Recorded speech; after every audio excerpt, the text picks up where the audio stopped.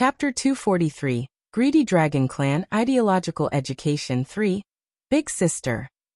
Qingju pouted his pink lips in dissatisfaction. Hee, Qingju, bring them along. Lung Ruoxue said awkwardly as she placed Qingju on the ground. Swear I'm very cute too. Pinch me. The little silver mink, who had a surge of jealousy, jumped into Lung Ruoxue's arms. Lung Ruoxue looked the little mink up and down and finally said very honestly, "You're too thin. Pinching you isn't fun." Woo-woo. Then I'll eat until I get fatter. The little silver mink said ingratiatingly. He was going to go all out. Lung Ruoxue deliberately paused before saying with disapproval, "Get fatter? Then you will become a ball like baby." Big sister, I'm not that fat. A small black fur ball rolled to Lung Ruoxue's feet and complained, his big blue eyes full of grievances. Yes, baby is much fatter than before, Lung Qingtian said seriously as he picked up the fur ball from the ground. Boo. Baby isn't fat. Baby wailed aggrievedly as crystal tears rolled down his big blue eyes. Not fat, not fat. We were just joking with baby, Lung Ruoxue quickly coaxed. A few drops of cold sweat rolled down her forehead. Alas! Why do all my beasts like to cry so much? Big sister is bullying baby, baby complained with tears in his eyes. Lung Ruoxue was speechless. When did I bully this little thing? Haha, Ruoxue, your beasts are all very difficult to deal with. Lin Liang laughed hysterically. These little things are really too cute. Moreover, that girl is actually being controlled by her beasts. Haha. Grandpa Lin, if you continue smiling, your saliva will drip down. Lung Ruoxue said lightly. Oh really? Lin Liang was a little puzzled, but he still wiped the corner of his mouth with his hand. Haha, Brat Lin, who asked you to make a joke about little girl? You've been fooled now. Old man said gloatingly. Humph. Lin Liang snorted and ignored old man. But he looked at Lung Ruoxue aggrievedly. You guys continue chatting. I'm going out first. Lung Ruoxue ignored Lin Liang's bitterness and directly escaped. After leaving the bracelet, Lung Ruoxue also brought Feng Zhan out. Master, why did you bring me out? Feng Zhan asked in puzzlement. Wasn't I planting sycamore trees with the clan just now? I brought you out because it's better for you to stay outside as the king of the clan. Lung Ruoxue explained while looking at the somewhat depressed Feng Zhan. In fact, she was afraid that the dragon clan would suddenly come, so she brought Feng Zhan out. Hee. When we leave, you can stay inside for as long as you want, Lung Ruoxue added. Master King, the dragon clan requests an audience. A guard came to report just as Lung Ruoxue finished speaking. Bring the dragon clan to the main hall first. The Phoenix King and I will be there soon. Lung Ruoxue ordered the Vermilion Bird Guard. Speak of the devil. After deliberately waiting for a while, Lung Ruoxue and Feng Zhan walked toward the main hall of the Phoenix clan. In the main hall of the Phoenix clan, the second elder was sitting alone in his chair with numerous thoughts in his mind. He kept thinking about how to talk later, and how to obtain the greatest benefits for the dragon clan. So it's second elder who has graced us with your presence. Feng Zhan entered the hall and reminded Lung Ruoxue of the old man's identity. Your Majesty, this old man greets you. The second elder stood up and bowed respectfully. The second elder looked at the beautiful woman beside Feng Zhan and asked uncertainty. You must be Miss Lung? I am Lung Ruoxue. Hello, second elder. Lung Ruoxue said very politely. Ah, Miss Lung, it's a pleasure to meet you. This old man was rude. The second elder hurriedly said and bowed again. Hee, second elder, there's no need to be so polite. Please take a seat, Feng Zhan said with a light smile. Phoenix King, I'm here to negotiate with you on behalf of the dragon clan, the second elder said straightforwardly after they were seated. Has the dragon clan already discussed it? Feng Zhan asked knowingly. We've discussed it. We are willing to make a deal with Miss Lung, the second elder said with a smile, but he couldn't help cursing in his heart. Rubbish. What am I doing here if we didn't discuss it beforehand? Fight with you? Second elder, tell me your conditions. Lung Ruoxue asked directly without hesitation. Well, after the unanimous consent of all the elders of the dragon clan, we are willing to send 50 clan members to establish contracts with Miss Lung's subordinates. However, We request the same number of pills that can advance holy beasts, as well as pills and spirit fruits that can heal injuries. The second elder said carefully. You want them all in the same number? Lung Ruoxua frowned.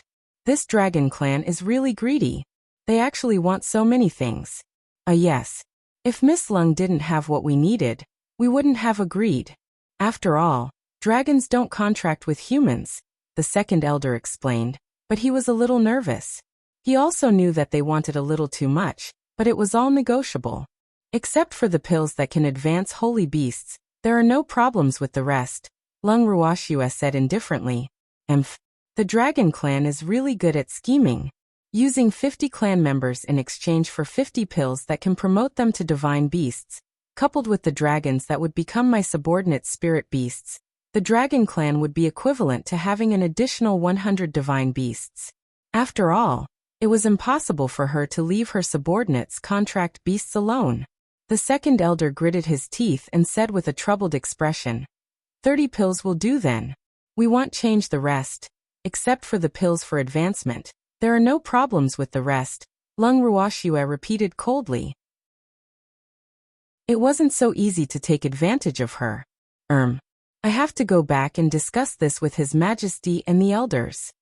The second elder had no other choice after seeing that Lung Ruoxua was unwilling to relent. Okay, I won't see you out. Second elder, please. Lung Ruoxua said coldly. She left before the second elder even got up. Chapter 244. Greedy Dragon Clan Ideological Education 4. Master, this dragon clan is too much. Why don't I lead some of our clan to destroy them? Fengzhan suggested after catching up to Lung Ruoxua. There's no need. I'll let the dragon clan know that it's not so easy to take advantage of me. Lung Ruoxua said nonchalantly. If she wanted to settle it with violence, she would have done it a long time ago and wouldn't have waited until now. Moreover, she had always believed that submission of the soul was much more important than violence, so she would make the dragon clan regret it. Master, will the dragon clan agree? Fengzhan asked uncertainly. 50 more divine beasts is better than none, so they will definitely agree, Lung Ruoxua said very confidently. This was the main reason why she dared to negotiate with the dragon clan. I hope the dragon clan is sensible. Otherwise, don't blame me for being nasty, Fengzhan said fiercely, killing intent shining in his eyes. Fengzhan, do you have a great enmity with the dragon clan? A few drops of cold sweat dripped down Lung Ruoxia's forehead. She couldn't help wondering curiously why dragons and phoenixes always wanted to fight. How should I put it? Actually, there isn't much enmity between our two races. We just don't like each other. When we meet, we have to fight each other. Otherwise, we won't feel comfortable all over. Moreover, the Phoenix clan and the Dragon clan also like to drag each other down. Fengzhan explained with some embarrassment. These enmities were engraved into their bones and had been passed down generation after generation. Therefore, dragons and phoenixes had always been unable to get along peacefully. But why do I feel that your two races are a little like lovers bickering and fighting? Lung Ruoxua asked doubtfully. How is that possible? No member of the Phoenix clan would like those stinky dragons. Fengzhan jumped up excitedly and denied. I'm just saying casually. Calm down. There's no need to overreact. Lung Ruoxua quickly comforted. Master, those stinky dragons shouldn't be coming again today. Please let me in. Fengzhan changed the topic awkwardly. Okay. Lung Ruoxua sent Fengzhan into the bracelet alone, but didn't follow him in. Instead, she returned to her room in the wooden house and went to sleep. Dragon Island. The second elder left the Phoenix clan's territory and returned to Dragon Island in embarrassment. In the main hall of the Dragon Island, Long Hao and the others were waiting for news from the second elder. Second elder, how was it? Did you succeed? All the elders crowded around the second elder and bombarded him with questions as soon as he walked into the main hall. No, Lung Ruoxua didn't agree. The second elder glanced at the Dragon Emperor, who was also staring at him intently. He sighed heavily and then sat down in his chair. Humph. This Lung Ruoxua really doesn't know what's good for her. Our Dragon clan thinks highly of her and is willing to transact with her, but she actually refused. The seventh elder roared indignantly and took the lead to launch an attack. Long Hao rolled his eyes at the seventh elder and asked directly, "Second elder, what did she say?" "Except for the pills for advancement, there are no problems with the rest." The second elder didn't beat around the bush and directly revealed the result. "She refused to give us the pills to advance?" Long Hao asked again. "Yes, she refused to change that one." The second elder sighed helplessly. He had tried his best. "Your Majesty, since Lung Ruoxue doesn't know how to appreciate favors, why don't you let me lead people to snatch them?" The seventh elder stood up from his chair and volunteered. "Go on. If you don't come back, we won't go save you," Long Hao said coldly while looking at the seventh elder like he was an idiot. Snatch. If he could, he would have snatched them from Lung Ruoxue a long time ago. Why would he bother to think about making a deal with her? Facing the strange gazes of the elders, the seventh elder only felt his face burning and wanted to find a hole to burrow into. I seem to have said something stupid just now. Second elder, what do you think of this matter?" Long Hao asked. After all, he was the one who handled this matter, so he should know Lung Ruoxue's attitude better than anyone else. "Your Majesty, I think Lung Ruoxue's condition is far from what we expected, but it's not impossible to agree," the second elder said after some thought. In fact, he also felt that the Dragon Clan's conditions were a little too excessive. "First elder, what's your opinion?" Long Hao turned to the first elder, who had his eyes closed. "I have no objections. Your Majesty can decide," the first elder said indifferently without even looking up. "Second elder, go to the Phoenix clan tomorrow and say that we've agreed. Bring 50 clan members there and transact directly with her," Long Hao directly ordered after hearing what the first elder said. "Yes, Your Majesty. I will go and make arrangements then." The second elder didn't want to delay any longer and left immediately. Early the next morning, the second elder set off with the Dragon Clan members. In the wooden house in the Phoenix clan, Feng Moran stood outside Schwer's room and knocked on the door. "Hi, big brother Feng. What's the matter so early in the morning?" Lung Ruoxue asked after opening the door. "Schwer, thank you," Feng Moran said with a face full of gratitude. He knew that Schwer wouldn't have accepted the Feng family at all if not for him. "Big brother Feng, there's no need to be so polite between us," Lung Ruoxue said helplessly. She would treat anyone that she regarded as one of her own as family. "I know, but I still have to thank you." Feng Moran knew very well that Schwer had never treated him as an outsider. But he didn't know how to express his gratitude other than thanking her. "Big brother Feng, did you come to see me so early in the morning just to say thank you?" Lung Ruoxue couldn't resist teasing. "No, I'm here to tell you that a group of dragons is outside," Feng Moran quickly explained. He knew that Schwer hated it when others disturbed her sleep. "Oh, Big brother Feng, you're going to have a dragon as your contract beast too." Lung Ruoxue smiled with satisfaction. It seemed like those dragons were not hopeless yet. "Schwer, I only need King Kong," Feng Moran said calmly. There were many people in the mercenary group who didn't have a divine beast yet, so how could he want a dragon? Chapter 245. Greedy Dragon Clan, Ideological Education 5. "No one will complain about having too many divine beasts," Lung Ruoxue said knowingly. She knew that the people around her were not greedy and were very modest. So as long as it was possible, she would try her best to satisfy them. "All right. But you have to give them to the rest first. Give one to me only if there are any left," Feng Moran said helplessly. "Relax. There will be some left even if every one of you gets one each."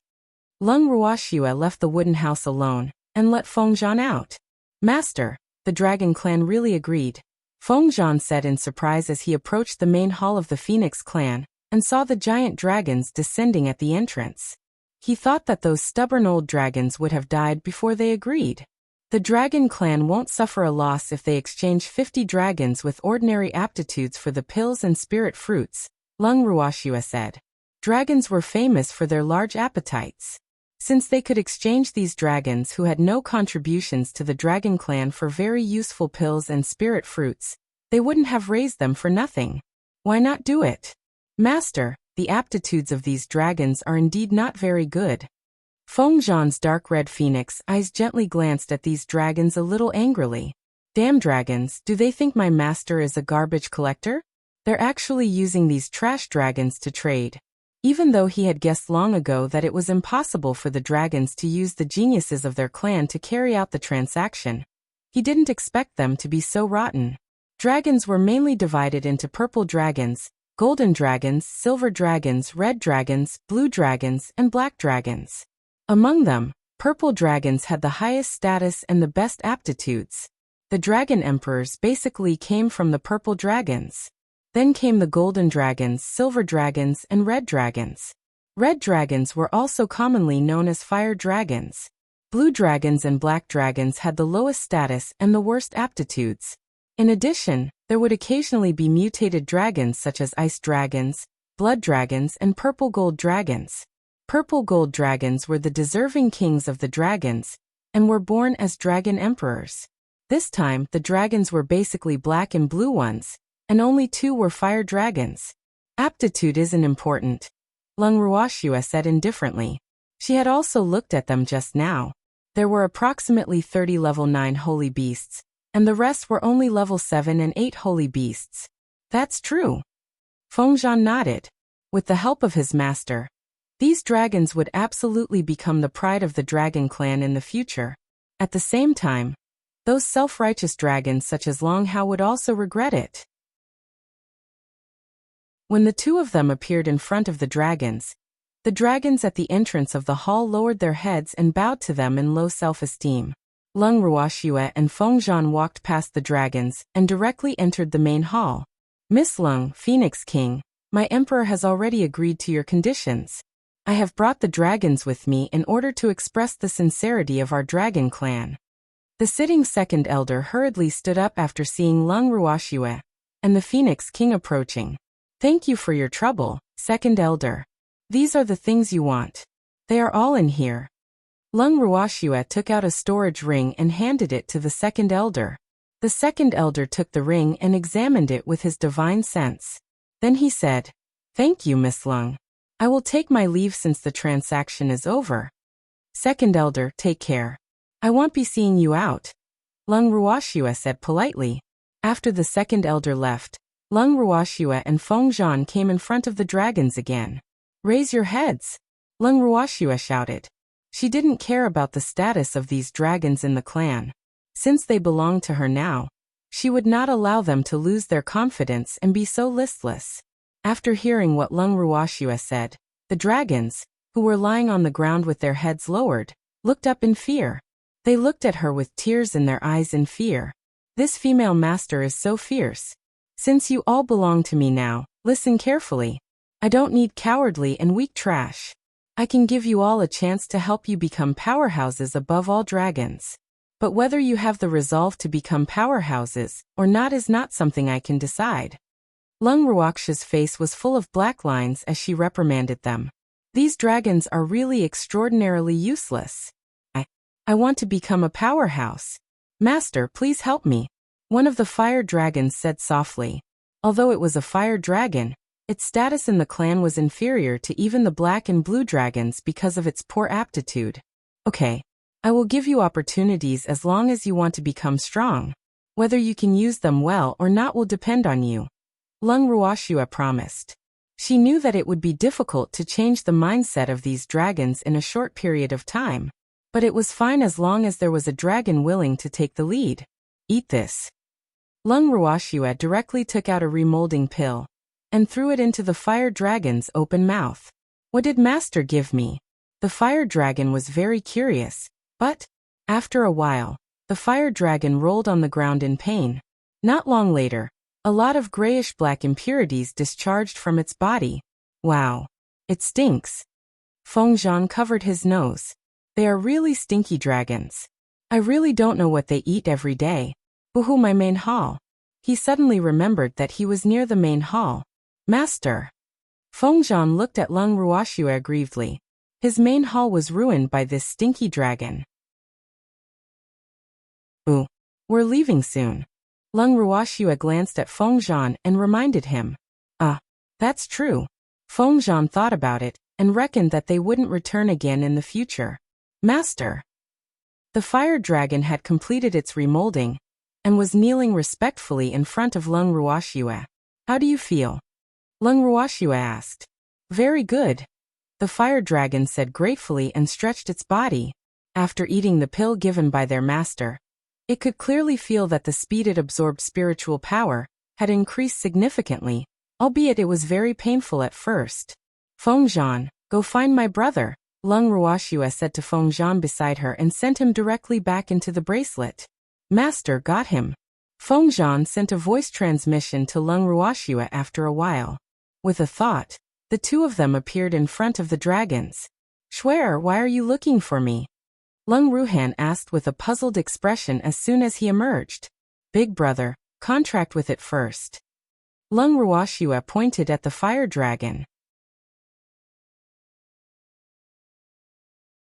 Chapter 246, Greedy Dragon Clan Ideological Education 6. Oh, okay. It was only then that Leng Ruhan realized that there were dragons all around him. Moreover, each of them had their eyes wide open, and were looking at him curiously. Fire dragon, enter into a soul contract with my brother. Leng Ruoxue ordered. Yes, master. The fire dragon obediently chanted the soul contract. Immediately afterward, the contract array descended, and the contract was formally established. Then the fire dragon bowed respectfully to Leng Ruhan and said very politely, Master, please take care of me. Please take care of me too, Leng Ruhan said quickly. Eat this too. Leng Ruoxue threw a green spirit pill into the fire dragon's mouth. Oh, what's this? The fire dragon's big eyes looked around, but there was no reaction. I'm going to advance. The fire dragon suddenly screamed excitedly half an hour later. Immediately after, heaven and earth laws descended, and this fire dragon officially advanced to divine beast. Leng Ruhan also advanced 2 stages in a row, and became a peak spiritual sovereign because of the advancement of his spirit beast. Shuer, I advanced too? Leng Ruhan asked in disbelief as he looked at his cultivation rapidly progressing as though he was sitting on a rocket. He had been eating spirit fruits nonstop in the space and cultivating day and night, but he had only advanced 1 stage. He didn't expect his spirit beast's advancement to allow him to advance 2 stages in a row. It was too unbelievable. Big brother, it's because it advanced to divine beast. Leng Ruoxue reminded. How could advancing to divine beast be compared to an ordinary advancement? Big brother, consolidate your cultivation first. I'll give you a heavenly essence pill in a few days, Leng Ruoxue continued. Yes, there's no rush. Master, I've become a divine beast? After the advancement, the fire dragon, who had been in a daze, came back to its senses, and its huge dragon head leaned in uncertainty. Dragons were born as holy beasts, but it had cultivated for a long time, but was unable to advance to divine beast because of its poor aptitude. It didn't expect that it would suddenly become a divine beast with its master's help. This was too magical. You've become a divine beast, Leng Ruoxue said helplessly. At the same time, she sent her brother and the fire dragon into the bracelet. She would let her brother explain the rest to the dragon. Master, I want to become a powerhouse too. Master, me too. Now that they saw the living example, the dragons were eager and began to rush to show Leng Ruoxue their determination. Leng Ruoxue looked at the excited dragons and nodded in satisfaction. That's right. How could dragons be more cowardly than a mouse? Okay. You have to remember that you have to grasp opportunities for yourself. You create power and status yourself. The status you were born with doesn't determine everything. Sooner or later, the other dragons will look up to you, Leng Ruoxue encouraged. Yes, Master. We want to become powerhouses that all dragons look up to. Master, please help us. The dragons said in unison. They were totally different compared to the trashy dragons they were just now. Open your mouths, Leng Ruoxue ordered and threw remolding pills directly into the mouths of all the dragons. After a while, all the dragons completed their remolding, and their mental outlook had been changed beyond recognition. They had truly been reborn. After the remolding, Leng Ruoxue moved everyone out of the bracelet. Choose any one of them you want to contract. Lung Ruoxue said to everyone. Little girl, I won't hold back then. Old man said excitedly. Dragons. They were the best spirit beasts on the Lingfeng continent, and were equally as famous as phoenixes. You're welcome. Pick one quickly. Lung Ruoxue urged. Hee, then I'll choose first. Old man looked around, circled the dragons a few times, and finally chose a level 9 blue dragon. Little girl, I want this one. Old man said with shining eyes. This blue dragon was the most beautiful among them. Its deep blue scales were like the most beautiful sapphires, emitting a mesmerizing glow.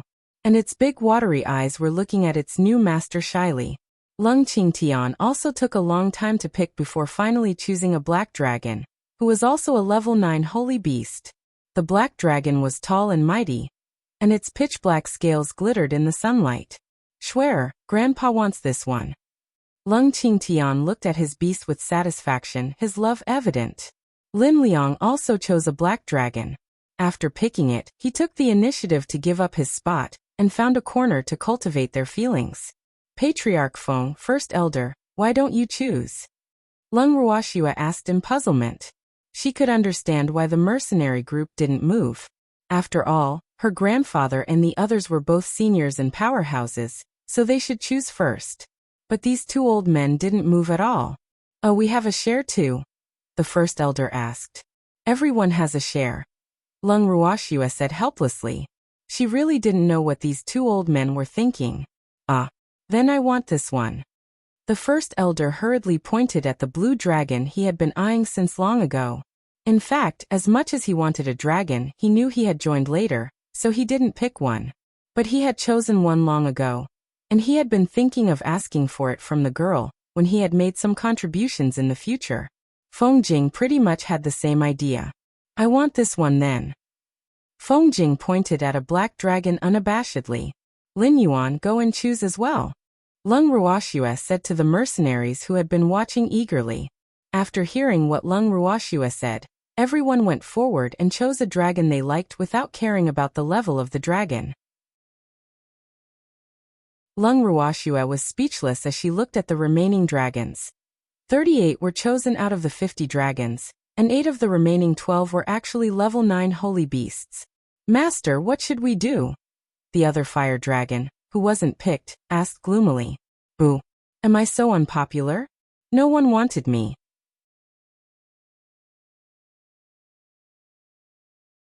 Chapter 247. And it's a bird that curses 1. Feng Zhan, go invite Big Brother Feng and Huiqing. Lung Ruoxue said to Feng Zhan after some thought. Okay. Feng Zhan replied and immediately went to the wooden house to look for them. Grandpa, I'll send you back to the space first. Lung Ruoxue sent everyone and their chosen partners back into the bracelet. Ruoxue, why are you looking for us? Huiqing, who was cultivating, asked curiously after arriving. Big Brother Feng, Huiqing, choose one each to contract. Lung Ruoxue directly said. Huiqing was stunned and speechless. There were so many dragons. He didn't even notice them just now. Schwer, I want this one. Feng Moran picked a blue dragon. Lung Ruoxue nodded and then said to the depressed fire dragon. Okay. Hey big guy, how about you acknowledge him as your master? You're red, and he likes red. You two are the most compatible. The fire dragon raised its head, and its big watery eyes examined Huiqing for a long time. Finally it nodded, satisfied with this handsome man in red. After making up its mind, the fire dragon took the initiative to enter a soul contract. As the contract array descended, the human and dragon officially became partners. Ruoxue this? Huiqing felt the mental connection with the fire dragon, and didn't know what to say. This favor was too much. Huiqing, you don't have to say anything. Just treat it well. Lung Ruoxue said directly while looking at the fire dragon. She had always done things based on her mood, and didn't need the gratitude of others. I will. Thank you. Huiqing said touched. His big hand gently caressed the fire dragon's scales with complex feelings. Meanwhile, Feng Moran also completed the contract with the blue dragon he chose. Give a green spirit pill to your dragons. Lung Ruoxue handed each of them a green pill. The two of them put the pill in their dragons' mouths and waited quietly. After a while, heaven and earth laws arrived as expected. The 2 dragons that were level 9 holy beasts officially advanced and became divine beasts. Master. The 2 beasts transformed into human form and attached themselves to their new master. They were much calmer and were used to it because the other fire dragon had advanced in front of them. They were only very excited. I'm going to advance too, Feng Moran and Huqing said almost simultaneously. With the benefits from the advancement of their beasts, the 2 of them advanced as expected. After that, their strength soared to peak spiritual sovereign, and they were only 1 step away from becoming spiritual supremacies. When Huqing and Feng Moran were advancing, the 2 beasts came to Lung Ruoxue, bowed deeply, and said with gratitude, "Thank you for giving us a chance, Master." Even though they were not Lung Ruoxue's contract beasts, she was still the one who had given them a new life. In their hearts, she was also their master and someone they respected. Lung Ruoxue looked at the man and woman in front of her in surprise. She didn't expect the fire dragon to be a female. After transforming into human form, she was actually a hot and sexy great beauty. As long as you have confidence, you will all become the pride of the dragons, Lung Ruoxue said knowingly. Schwer. Ruoxue. At this moment, 2 surprised voices sounded at the same time. Feng Moran and Huqing stood in front of Lung Ruoxue excitedly. Not bad. You're just 1 step away from becoming spiritual supremacies, Lung Ruoxue said with satisfaction after looking at their strength. It was not easy to advance to spiritual supremacy, but she had heavenly essence pills, so it was only a matter of time before they became spiritual supremacies. But it's very difficult for a peak spiritual sovereign to advance to spiritual supremacy, Huqing said calmly and sighed. This is for you. When you're ready, you can advance to spiritual supremacy directly. Lung Ruoxue took out 2 heavenly essence pills and handed 1 to each of them. What pill is this? Huqing looked at the milky white pill in his hand in puzzlement. They are called heavenly essence pills. Peak spiritual sovereigns can use them to advance to spiritual supremacy, Lung Ruoxue explained simply. There's actually a pill that can advance people to spiritual supremacy? Huqing was surprised. This was too magical. After all, he had never heard of this heavenly essence pill. There are too many types of pills, and it's impossible to know all of them. Moreover, heaven essence pills aren't easy to concoct, so it's normal that no one knows, Lung Ruoxue said lightly. In fact, the difficulty of concocting heaven essence pills did not lie in the level of the pill, but the materials needed. That's true, Huqing said after some thought. Go back to your rooms and consolidate your cultivation. Lung Ruoxue reminded them when she saw that they were still standing there foolishly. Okay, Schwer, we're going back, Feng Moran said and left with Huqing. You don't have to rush. I'll find masters for you. Lung Ruoxue looked at the masterless dragons, who were looking at her with tears in their eyes, with a slight headache. After speaking, Lung Ruoxue sent the remaining 10 dragons into the bracelet and left the Phoenix clan's territory with Feng Zhan. Master, where are we going? Feng Zhan asked curiously. Contract and advance for others, Lung Ruoxue said while leading Feng Zhan to the uninhabited valley where she had advanced. Upon reaching the valley, Lung Ruoxue moved everyone and their beasts out of the bracelet. Grandpa, contract and advance here, Lung Ruoxue said to everyone. Okay. As soon as Lung Ruoxue finished speaking, the dragons took the initiative to enter soul contracts. After they established the contracts, Lung Ruoxue distributed green spirit pills to the people with a level 9 dragon holy beast. Not long after they took the green spirit pills, heaven and earth laws descended, and all the level 9 holy dragons who had entered contracts all advanced to become divine beasts. Their masters also all advanced by the merits of their beasts. Miss, I've advanced to spiritual sovereign. Lin Yuan ran to Lung Ruoxue happily with excitement all over his face. He was a spiritual sovereign now. He didn't even dare to think about it before.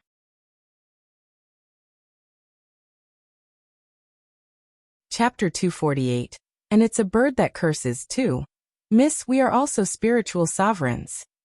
Lu Tao and Chuizhu squeezed past Lin Yuan and spoke in unison. They were really too happy. Not bad. You're actually advanced spiritual sovereigns now. Leng Shui nodded in satisfaction. It seemed like they had been working hard on their cultivation. Leng Ruoxia's gaze turned to the other members of the mercenary group. Well, not bad. Their strength after advancing is higher than I expected. They're all spiritual sovereigns. She was very satisfied with this result. Shui'er grandpa also advanced. Leng Qingtian complained, unwilling to be ignored by his precious granddaughter. Congratulations, grandpa. Leng Ruoxia coaxed helplessly. Grandpa is really becoming more and more competitive. Miss, I didn't advance, Feng De said aggrievedly from the side, looking like he was about to cry. Captain, go away. We were all so envious when you advanced. Lin Yuan mocked unrestrainedly with a smile. Feng De, they didn't advance either. Leng Ruoxia pointed at the few people who didn't advance. That's right. Captain, we don't have a divine beast yet. One of them said very cooperatively. But he was not worried at all because the advancement would happen sooner or later. Feng De was speechless. You will have one sooner or later, okay? Seeing Feng De's deflated appearance, everyone present couldn't resist laughing out loud. Feng Zhan, let's leave this place tomorrow. Leng Ruoxia turned to Feng Zhan after sending everyone back to her space. She had already done what she wanted to do, and there was no need to stay any longer. Master, we've already packed up, Feng Zhan said excitedly. After they returned to the Phoenix clan, Leng Ruoxia headed straight for her residence.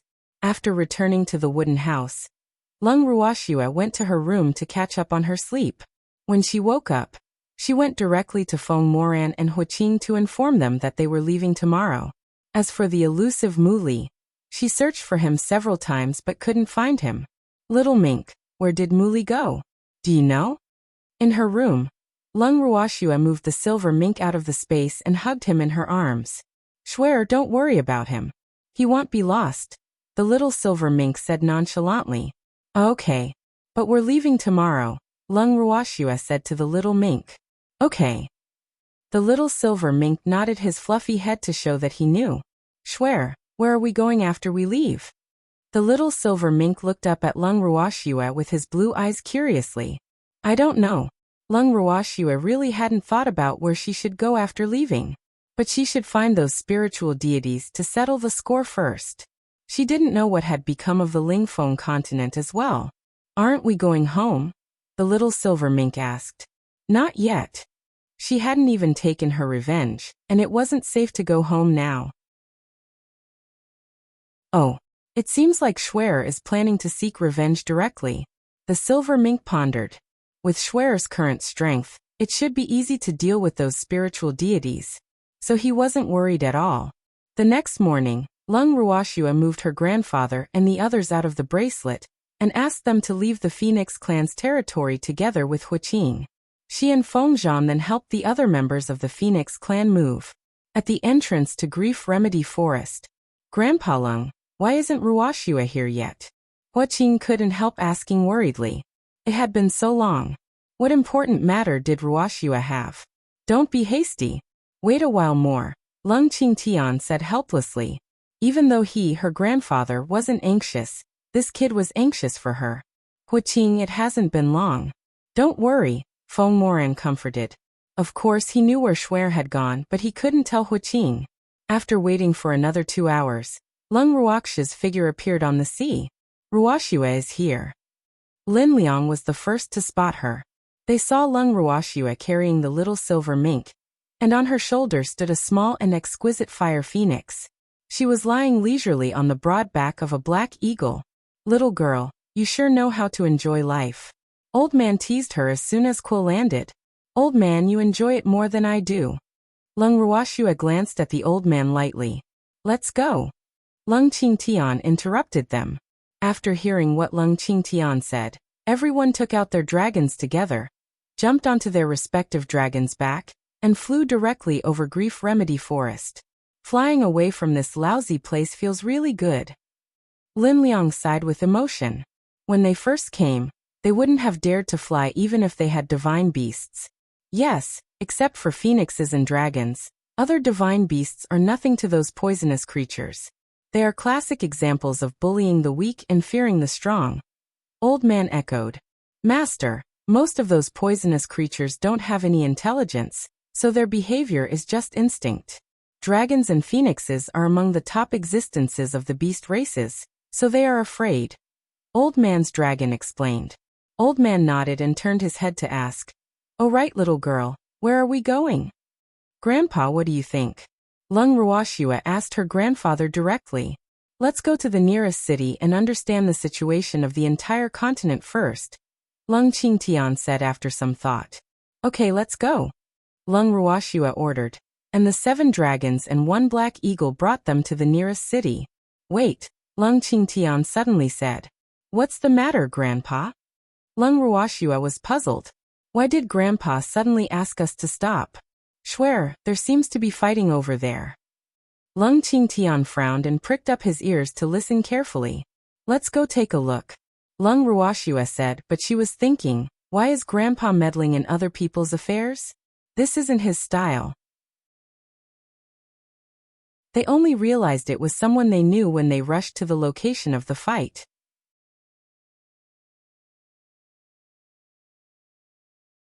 Chapter 249. And it's a bird that curses 3. "Old you, do you need help?" Lung Qingtian, who was sitting on his dragon in the sky, shouted happily. It was great to see the old man still alive. In fact, the reason why he came over to take a look whenever he heard someone fighting was that he was afraid that there would be people he knew.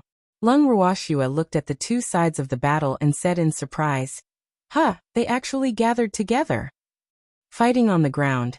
Old Yu heard a familiar voice and searched quickly during a break in the fight, but he found no one. "Old Yu, I'm up here," Lung Qingtian reminded kindly. After hearing what his old friend said, Old Yu looked up at the sky, and what he saw almost made him vomit blood. Several giant dragons were circling silently above their heads, and each dragon had a person sitting on it.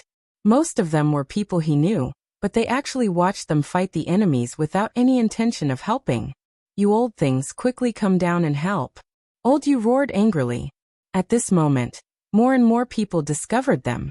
"Lass, I thought I wouldn't be able to see you anymore," Old Zhao, who was also fighting an enemy, said exaggeratedly with mucus and tears in his eyes. "Junior Aunt," Guoyong and Guochang shouted in surprise. Compared to their excitement, the other party was not so happy. "Humph, I advise you not to meddle in other people's business. Otherwise, our Sir Spiritual Deity won't let you go." A spiritual supremacy threatened, but he was terrified in his heart. How can there be so many dragons? What if we insist? Lung Ruoxua asked coldly. They seem to have been threatened. Then you're dead meat, another spiritual supremacy said boldly. Grandpa, who are these 2 people? Do you know them? Lung Ruoxua asked curiously. It seemed like there were many unknown spiritual supremacies. Lung Qingtian curled his lips and said lightly, "How could Grandpa know some nobodies?" "Damn it, who are you? How dare you humiliate us like this?" The leader of the group, a spiritual supremacy, questioned furiously. Hee, old Lung, there's actually someone who doesn't recognize you." Lin Liang smiled as he looked at the 2 spiritual supremacies below with contempt. "I'm not a spiritual deity. How can I be remembered?" Lung Qingtian said with a smirk. "Ink Thunder land." Lung Qingtian ordered his beast. After Ink Thunder landed on the ground, the other beasts also received instructions from their masters to land and surround the 2 fighting parties. "Continue fighting. Don't stop. Go on. We're here to watch the battle," Old Man said with a smile, unable to hide his amusement. The 2 spiritual supremacies were speechless with anger. How could they fight with these dragons eyeing them? "Ah, Junior Aunt. It's good that you're okay." Guoyong and Guochang went directly to Lung Ruoxua's side and began chatting with her. "We're all right. But why are you together?" Lung Ruoxua asked curiously. She really didn't expect to meet them. What a coincidence. "We were all being chased and we accidentally encountered each other, so we stayed together," Guoyong explained. He had already gotten to know Old Yu and his disciple at the general's mansion. After the incident with Lung Ruoxua and the others, he quietly returned to the Artificer Association with Guochang, his brother. After that, the Artificer Association was occupied by those spiritual deities. The three of them, the master and two disciples, were unwilling to submit to the spiritual deities, so they left the Artificer Association and were chased until they met Old Yu. Lass, it's so nice to see you all. Old Zhao came over and said warmly. Lung Ruoxue and Old Zhao's group of three were chatting, while Lung Qingtian, Lin Liang, and Old Yu were catching up. The two spiritual supremacies and their subordinates, however, were left alone. Even so, they didn't dare to move at all, much less launch a sneak attack. This was because all the beasts were staring at them menacingly. These behemoths would definitely tear them into pieces if they dared to move. Deal with these people, the bored old man suddenly said. The beasts were elated when they heard this. Among these people were two spiritual supremacies and many spiritual sovereigns. It would be greatly beneficial for them if they could absorb their spiritual power. Upon receiving their master's order, the beasts stopped being polite and slowly walked toward their food. These people were forced to stick closer and closer to each other as the circle became smaller and smaller. After getting rid of the enemies and obtaining their spiritual power, the dragons were extremely satisfied. They wiped their mouths with their large claws and quietly found a place to lie down and digest the spiritual power. Lung Ruoxue was flabbergasted as she looked at the dragons refining spiritual power. Old man really isn't wasteful at all. Junior Aunt, where did you get these dragons? They're really too awesome, Guiyong said with incomparable envy. Alas, how good would it be if he could also have a dragon? Lass, did you rob Dragon Island? Old Zhao was curious as well. That was possible. After all, it was extremely difficult to find traces of dragons on the Lingfeng continent. Why would this young lady do such a thing? Lung Ruoxue rolled her eyes at Old Zhao. Junior Aunt, I think it's very possible too. Guiyong echoed with a face of realization. He had lived in the general's mansion for a long time, so he more or less knew a little about Lung Ruoxue. I exchanged pills with the Dragon Emperor for these dragons. A few drops of cold sweat dripped down Lung Ruoxue's forehead. Am I someone who likes to rob others in the eyes of this master and his disciples? Then did you exchange something with the Phoenix King for the bird on your shoulder? Old Zhao guessed. It was a fire phoenix. An existence as noble as dragons.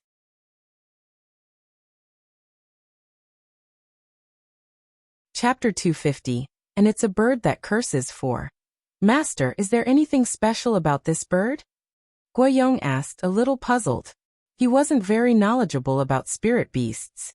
In his opinion, this bird was only a bird that was slightly better looking than ordinary birds. You're the bird. Your whole family are birds.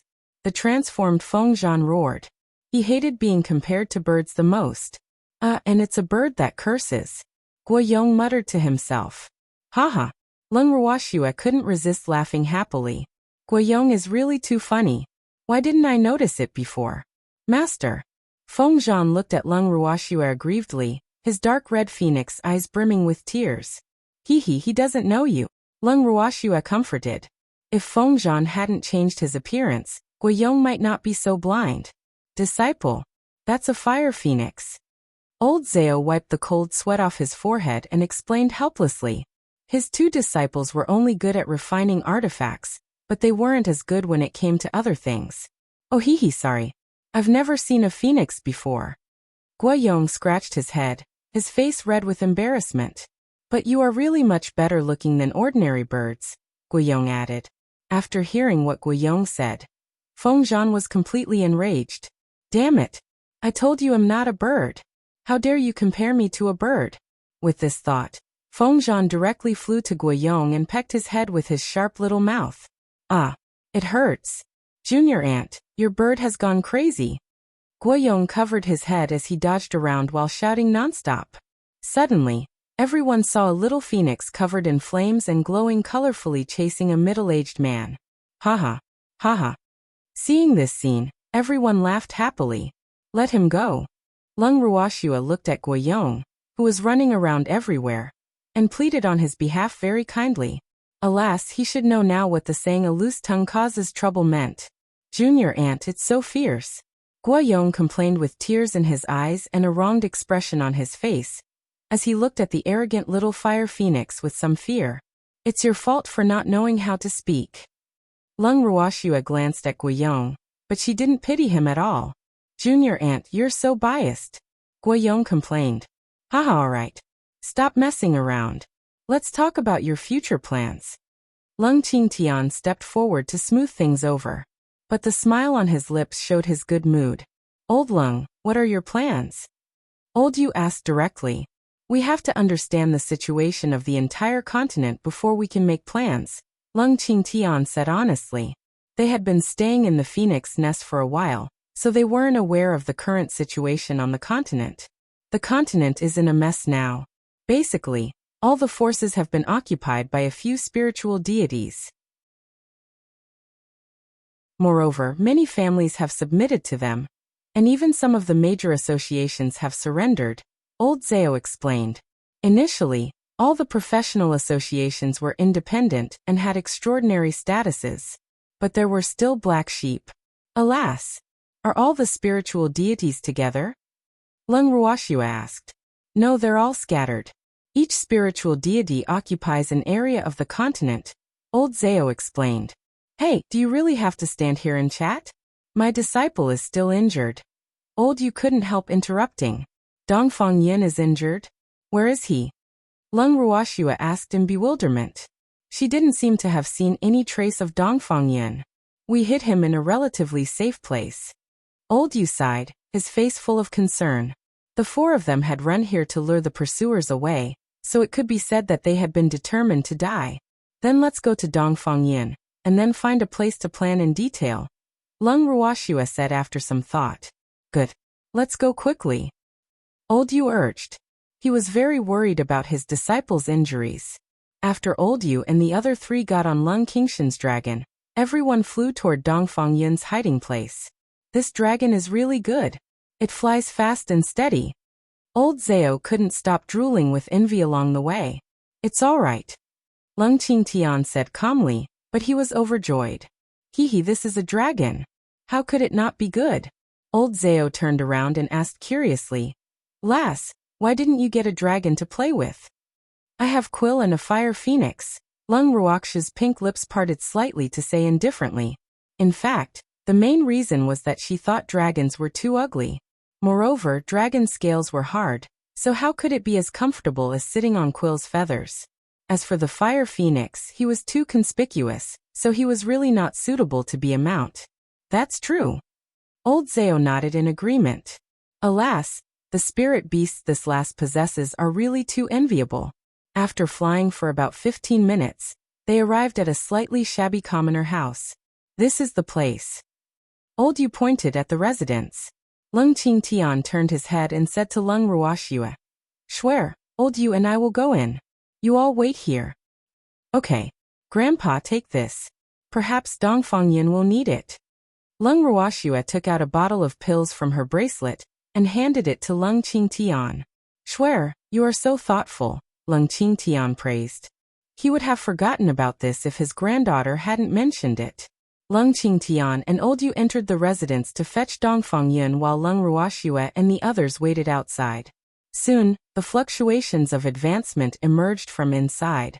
Did someone advance? Lin Liang asked curiously. There were no heaven and earth laws descending, so it should only be an advancement of a small stage. Most likely, Old Man said knowingly. The moment Old Man finished speaking, Lung Qingtian and the other two walked out of the house. It should have been Dongfang Yun's advancement, Lung Ruoxua said as she looked at Dongfang Yun, who had recovered from his injuries and was glowing with light. After his advancement, his strength also reached peak spiritual sovereign.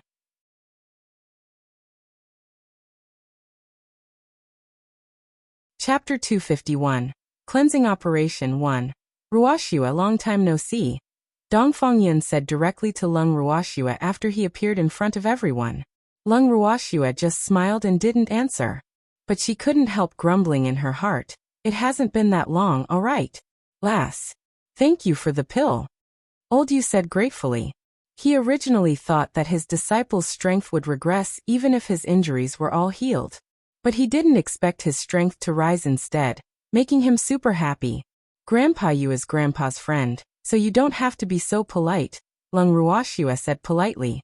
Let's leave this place quickly and find a place to discuss our next step, Lin Liang urged. Okay, come up quickly. Lung Qingtian jumped onto Ink Thunder's back and then beckoned Old Yu and his disciple. Let's go. Lung Qingtian ordered after Old Yu and Dongfang Yun sat down. Grandpa, let's go to the illusionary forest. Lung Ruoxue suggested after flying for a while. It was the old home of most of her beasts, and the illusionary forest was relatively safe. Okay, let's go. Lung Qingtian nodded slightly. That place was indeed a good choice. After making the decision, they flew toward the illusionary forest. Quill, take us to your residence. Lung Ruoxue said to Quill after entering the forest. Yes, master. Quill led the way with several dragons following behind him. 10 minutes later, Quill descended in front of a tree that would take 10 people to wrap their arms around. Quill transformed into a little bird and perched on Lung Ruoxue's shoulder. Grandpa, we're here. Let's go in. Lung Ruoxue walked in first when she saw that everyone was here. Quill, your home isn't bad. Lung Qingtian exclaimed after entering. There were mountains and rivers, and the environment was quiet and beautiful. It was really a good place. Hee, it's all right. Quill scratched his little head with his wing shyly. Everyone, let's stay here for the time being. Lung Ruoxue walked in front of everyone with familiarity. She then took out a lot of food from her ring and placed them on a stone table. Let's eat something first. Lass, you guys are too extravagant. How can you eat so well? Old Zhao swallowed his saliva greedily. They had also been on the run, but why were their circumstances so different? These people ate delicious and rare fresh beast meat, while they could only eat dry food. Boo. Why? Yes, it's truly luxurious. I say, Old Lung, why are you eating better than when you were in the general's mansion?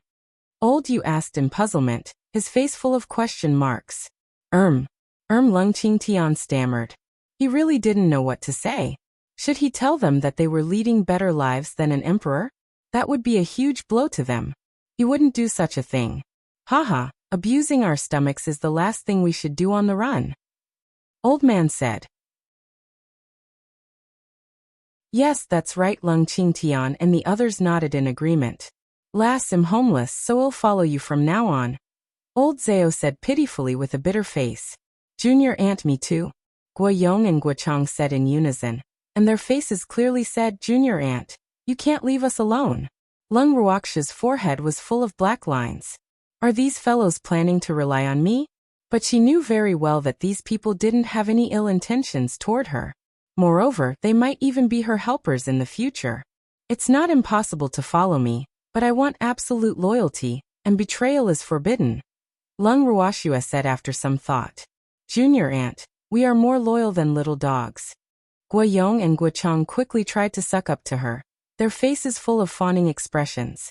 Their master said before that they would definitely have a future following Lung Ruoxue, so they would spare no effort to stay by her side. Of course, this was also their master's order. Lass, I'm yours from now on. I will never head west if you ask me to go east. I'll do whatever you ask me to, and I promise I'll listen to you. Old Zhao promised with his hand raised. You damn old man, scram. I'm Schwer's person. The little silver mink, who had been lying in Lung Ruoxue's arms, was instantly enraged. Damn old man. How dare you snatch Schwer away from me? I absolutely won't forgive you. All of us are, alright? Old Zhao hurriedly coaxed after seeing the little mink's sharp little claws. No, Schwer is mine. The little silver mink said domineeringly. Yes, okay. The lass is yours and I'm yours. That should do right. Old Zhao said reluctantly. A mink is actually bullying me. I don't want you. The little silver mink roared angrily. So angry that the fur on his body was about to stand on end. What I mean is that the lass is yours, and I'm hers, which is equivalent to being yours. Old Zhao explained patiently. Why is this mink so difficult to deal with? He's so not adorable. Shut up, both of you. No one is allowed to speak. Lung Ruoxue couldn't bear it anymore. A few drops of cold sweat dripped down her forehead unconsciously. What is this? The human and mink immediately shut their mouths obediently. They didn't dare to speak anymore, but they stole glances at her with pitiful little eyes from time to time. Schwer, they're pretty obedient. Lung Qingtian said with a smile, his heart blooming with joy. Idiot. Old Yu rolled his eyes at old Zhao, despising him in his heart. Even if he wants to stay, he doesn't have to do that.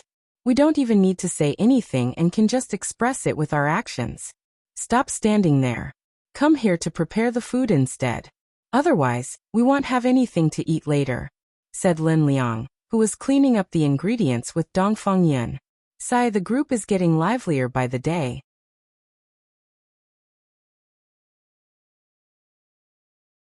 Chapter 252, Cleansing Operation 2, Oh coming. Lung Qingtian and the others hurriedly ran over to help when they heard that there might not be any food later. Lung Ruoxua picked up a piece of clean meat and started grilling it. It smells so good. Old Zhao sniffed. The meat the last grills smells so good. Of course. Old man rolled his eyes at him disdainfully. You. I won't bicker with you.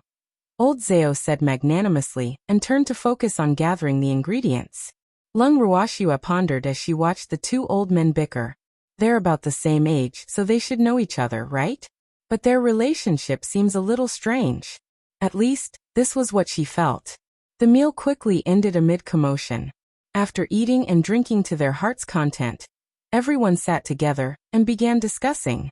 Grandpa, I'm going out for a while, Lung Ruoxua suddenly said.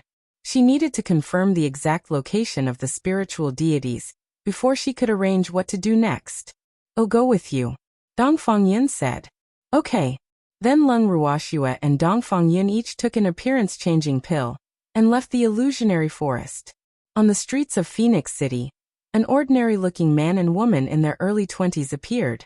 The woman was carrying a silver mink in her arms, and on each side of her shoulder stood a small bird, one red and the other black. Although they looked ordinary, their inherent noble temperament made them impossible to ignore. They walked into a restaurant, found a random spot in the dining room on the first floor, and sat down. Hello, what would you like to eat? A waiter asked respectfully after coming to their table. Anything will do, Lung Ruoxua replied lightly. Please wait a moment. The waiter bowed and left. Swear, there should also be a spiritual deity in Phoenix City, Dongfang Yun whispered. These 2 days, they had run to several places, and had already found out the exact locations of those spiritual deities. This should be the last place they checked. Yes, Lung Ruoxua answered softly. At this moment, the waiter brought the food over. Has anything new happened in Phoenix City recently? Lung Ruoxua asked the waiter. Of course. Recently, our city lord is preparing to choose a wife and some concubines, so it's very lively, the waiter said hurriedly while looking at Lung Ruoxua. Oh, those people actually have the mood to marry and take concubines. Are they planning to stay here for a long time? Is there anything else? Dongfang Yun stuffed an amethyst coin into the waiter's hand. I also heard that Lung Ruoxua and the others, whom several city lords have offered a joint bounty on, have appeared. The city lords are discussing a strategy, the waiter whispered with a mysterious expression. Then he carefully looked around to avoid being discovered. Really? Lung Ruoxua pretended to be surprised, her face full of curiosity. Of course it's true. Everyone is spreading it. But it's such a pity for such a great beauty, the waiter said regretfully. Dongfang Yun glanced at Lung Ruoxua, who was sitting opposite him, and couldn't help asking, why is it a pity? Isn't it a pity that such a great beauty is about to perish? But maybe the city lord will be protective of the fairer sex and take her in as a concubine, the waiter said without even noticing that Lung Ruoxua's face was turning uglier and uglier. Let's go. Lung Ruoxua stood up, displeased. Did I say something wrong? The waiter murmured to himself as he watched the two leave. Swear that waiter didn't do it on purpose. Dongfang Yun consoled as they walked side by side on the streets of Phoenix City. I know. I won't take the matter to heart with the waiter, Lung Ruoxua said lightly. Let's go back, lest Grandpa and the others become anxious from waiting, Lung Ruoxua continued. Dongfang Yun nodded. They found a remote corner and flew out of Phoenix City. Grandpa, we're back, Lung Ruoxua shouted as soon as they returned to Quill's residence. Lass, you're finally back. We've been waiting anxiously, old Zhao rushed to say. We went to several places, so we took some time, Lung Ruoxue explained and found a random place to sit down. Shuer, how was it? Lung Qingtian asked directly. His granddaughter went out for 2 days, so she should have gained something, right? Grandpa, we went to 6 places. The 6 spiritual diters are each occupying a city as their main city, and they also call themselves city lords. Lung Ruoxue gave a simple explanation of the situation. Grandpa Lung, those spiritual deities don't care about us at all. They only know to eat, drink, and play around every day. Their lives are extremely luxurious and decadent. Many people complain, but they can only swallow their anger, Dongfangyan added. The current Lingfeng continent was far more chaotic than they had imagined. Grandpa, it seems that we'll have to split up into 6 groups to destroy them at the same time. Moreover, we can't let them run away, lest they contact the upper realm. Lung Ruoxue revealed her plan. Yes. It wouldn't only be a disaster for us but also for the entire Lingfeng continent if they contact the upper realm. Lung Qingtian nodded in agreement. Then let's discuss a detailed plan. Lin Liang said. After discussing for several hours, planning for countless unexpected events that might occur, and coming up with countermeasures to deal with them, Lung Ruoxue and the others split up. Lung Ruoxue led Guiyong, Guichang, and Dongfangyan straight to Phoenix City.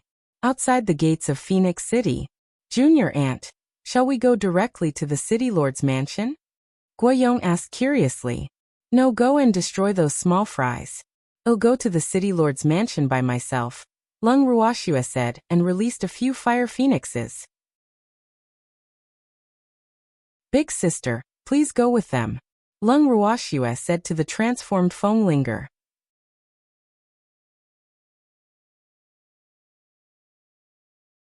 Chapter 253. Cleansing Operation 3. Okay. Don't worry, little sister Ruoxue. I won't let those fence-sitters go, Fenglinger said angrily. The Phoenix clan hated those rotten people that swayed left and right with the wind to their core. Thank you, big sister. Lung Ruoxue motioned for Quill to fly toward the city lord's mansion. What are you waiting for? Let's go. Fenglinger urged impatiently after Lung Ruoxue left. She was impatient and hated being so slow. Yes, Guiyong quickly responded, but he couldn't help muttering in his heart. Junior Aunt has so many beasts. At this moment, Lung Ruoxue had already arrived above the city lord's mansion. This spiritual deity had occupied the imperial palace as his residence. Moreover, he was holding a banquet. In the grand hall of the palace, extravagant and absurd scenes were playing out. The guests were all men, and each of them was holding a woman in their arms. These women were dressed very revealingly, almost naked. Lung Ruoxue looked down from the sky, furious. Who do these damn beasts think they are? How dare they toy with women like this? But she was even angrier with the weakness of these women, who were willing to become playthings for those stinky men. Fengzhan, Lung Ruoxue called out softly. Master, leave these people to me. Fengzhan's dark red phoenix eyes were terrifyingly cold, and filled with killing intent. Anyone who roused his master's displeasure deserved to die. Fengzhan flew around in the air, found a good spot, and then gently spit out a flame the size of a baby's fist. Ah! There's a fire! Someone, come and put out the fire! Chaos immediately broke out below. The guests attending the banquet were at a loss for what to do. They couldn't run, nor did they dare to run. They could only stay stiff on the spot because the city lord hadn't moved. Everyone, there's no need to be afraid. It's just a small accident. You don't have to worry about it. The spiritual deity, who was sitting on the dragon throne, smiled as he tried to calm them down. But he despised these people in his heart. What can they do with such little guts? This isn't an accident. A clear and pleasant voice spread into the hall. Immediately after, a beautiful young girl of empire-toppling beauty walked in leisurely, surrounded by several small and cute beasts. All the guests were stunned. Lung Ruoxue. Haha. The spiritual deity suddenly laughed happily. This was great. They were sending people everywhere to look for her. But Lung Ruoxue unexpectedly came knocking on their door. She's Lung Ruoxue. Someone exclaimed in amazement among the guests. Are you that happy to see me? Lung Ruoxue raised her eyebrows slightly. Haha. Of course I'm happy. If I can capture you and offer you to young master, I will have done a meritorious deed, the spiritual deity said proudly, his expression becoming more excited. Even though he was enjoying life on the Lingfeng continent, he didn't want to stay here forever. He had to go back sooner or later. So if he could please the young master, he would be able to soar in the future. Young master? How does your young master know me? Has he seen me before? Lung Ruoxue probed after hearing that something was amiss. Of course. It's your honor that our young master is interested in you. If you know what's good for you, just surrender quietly. I promise I won't let you suffer any physical pain. Or else, don't blame me for being cruel and merciless. The spiritual deity threatened with both soft and hard methods. Lung Ruoxue rolled her eyes speechlessly. Is this considered as someone taking a fancy to me again? Men from the Su family really like to cause trouble for me. I wonder which one of us is crueler. I'm really curious. Lung Ruoxue smiled lightly, but killing intent emerged in her cold, beautiful eyes. Not only this spiritual deity, but no one can escape, including the minions helping this evildoer. Haha, you're just a spiritual supremacy. How dare you challenge a spiritual deity? You're really gutsy. The spiritual deity laughed even more joyfully, as though he had just heard a hilarious joke. You'll know when you try, Lung Ruoxue said calmly. She didn't hide her strength because she wasn't afraid that he would know. Come out, Lung Ruoxue said softly to the void. As soon as she finished speaking, countless silver wolves instantly appeared in the main hall. All the guests present had their mouths agape in disbelief as they looked at the tall and mighty silver wolves. Some of the more timid ones directly collapsed onto the ground in fright, and liquid even flowed out from under their butts. Lung Ruoxue glanced at the guests present and said to the silver wolves, I'll leave these people to you. No. You can't do this. Some crazy guests shouted loudly, but most people were scared silly by Lung Ruoxue's words. Do it, Lung Ruoxue ordered coldly. These people deserve to die. Yes, master. After receiving Lung Ruoxue's order, the silver wolves fully utilized their advantage in group combat. All of them swarmed forward and tore everyone present into pieces within a few minutes. You, the spiritual deity glared at Lung Ruoxue, so angry that he couldn't speak. These damn silver wolves were too fast. Those people had already disappeared before he could unleash his might. Silver Wings, go out and look for any fish that slipped through the net, Lung Ruoxue ordered. Yes, master. Silver Wings received his master's order and left with the silver wolves. You're the only one left now, Lung Ruoxue reminded with a smile. Master, leave this fellow to me, Feng Zhan said eagerly. He kept flapping his small wings and acted cute in front of Lung Ruoxue.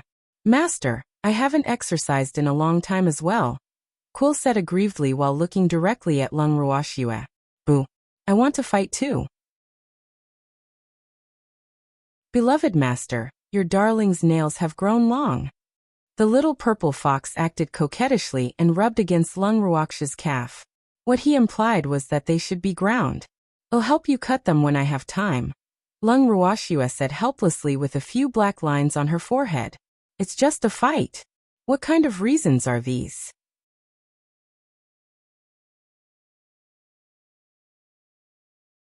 Chapter 254. Cleansing Operation 4. Master. Charm called out softly but didn't say anything. He just stared at Lung Ruoxue with his beautiful purple eyes. You don't have to compete anymore. Leave this fellow for me to practice on, Lung Ruoxue said resolutely, but her face was full of helplessness. Alas! These beasts were all her favorite. She couldn't bear to scold or beat them, so she could only be eaten alive by them. Boo! Look at me. I'm a master without much dignity. But she couldn't be blamed for this. She could only blame her beasts for being too cute. Master, you can do it. Teach this thing a good lesson. Dazzle yelled out. You are the things. Damn it. The spiritual deity roared furiously. Oh, so you're nothing. No wonder. All the beasts seemed to have realized something important. Haha. Lung Ruoxue couldn't resist laughing. Must my beasts be so cute? Lung Ruoxue, I won't let you go, the spiritual deity said angrily. He originally wanted to use her to please the young master, but now he only wanted to kill this damn woman.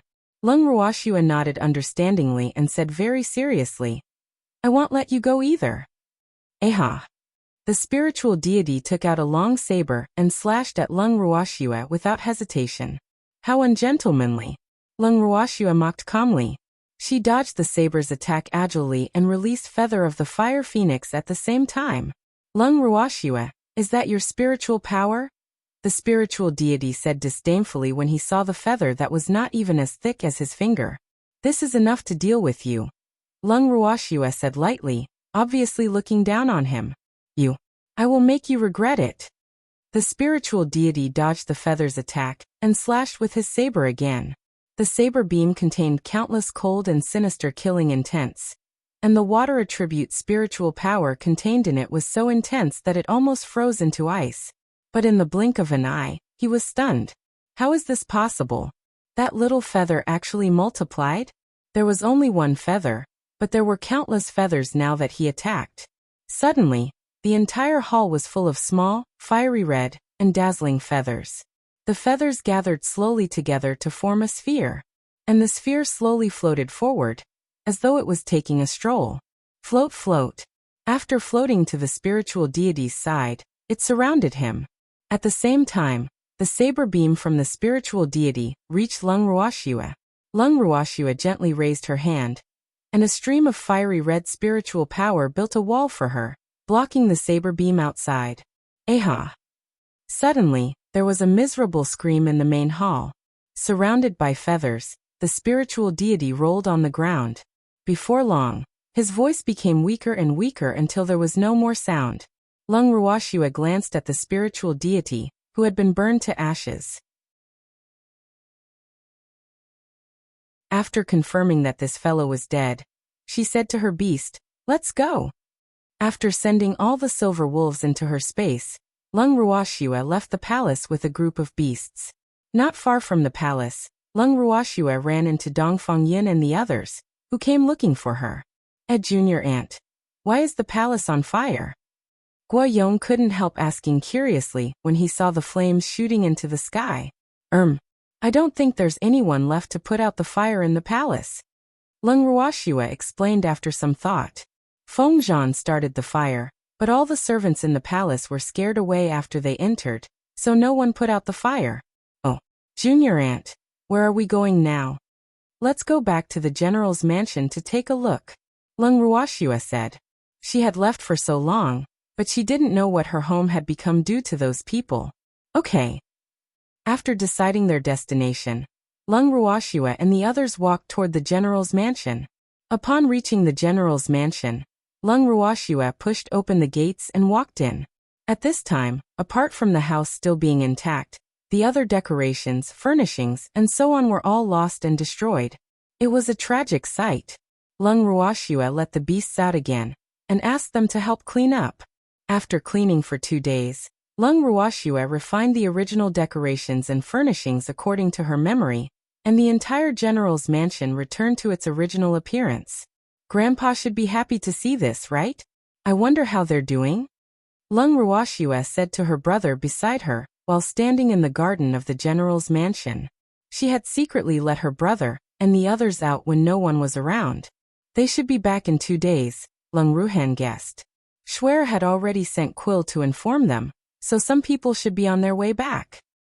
Big brother, when do you intend to advance to spiritual supremacy? Lung Ruoxua suddenly asked curiously. Both Big Brother Feng and Huaqing were already spiritual supremacies. Am not in a hurry. I can advance with Dongfang Yin. Lung Ruhan smiled lightly. His advancement was just a matter of time with the heavenly essence pill, so he was not in a hurry at all. Haha, Schwer Ruhan, Grandpa is back. Suddenly, a loud roar sounded in the sky. Lung Ruoxua and Lung Ruhan looked up at the same time, and saw a mighty black dragon appearing above their heads. It was circling around as though it was looking for a suitable landing spot. Ink Thunder landed lightly after finding a spot. Lung Qingtian jumped off the dragon's back together with Old Yu. Grandpa, you're finally back. Lung Ruoxua threw herself into Lung Qingshan's arms. Haha, your granddaughter is so caring.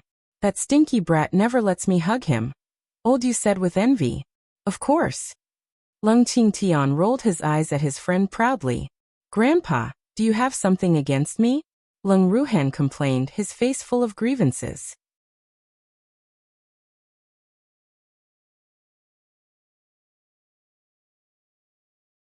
Chapter 255. Which one did you abduct? 1. No. You are also my good grandson.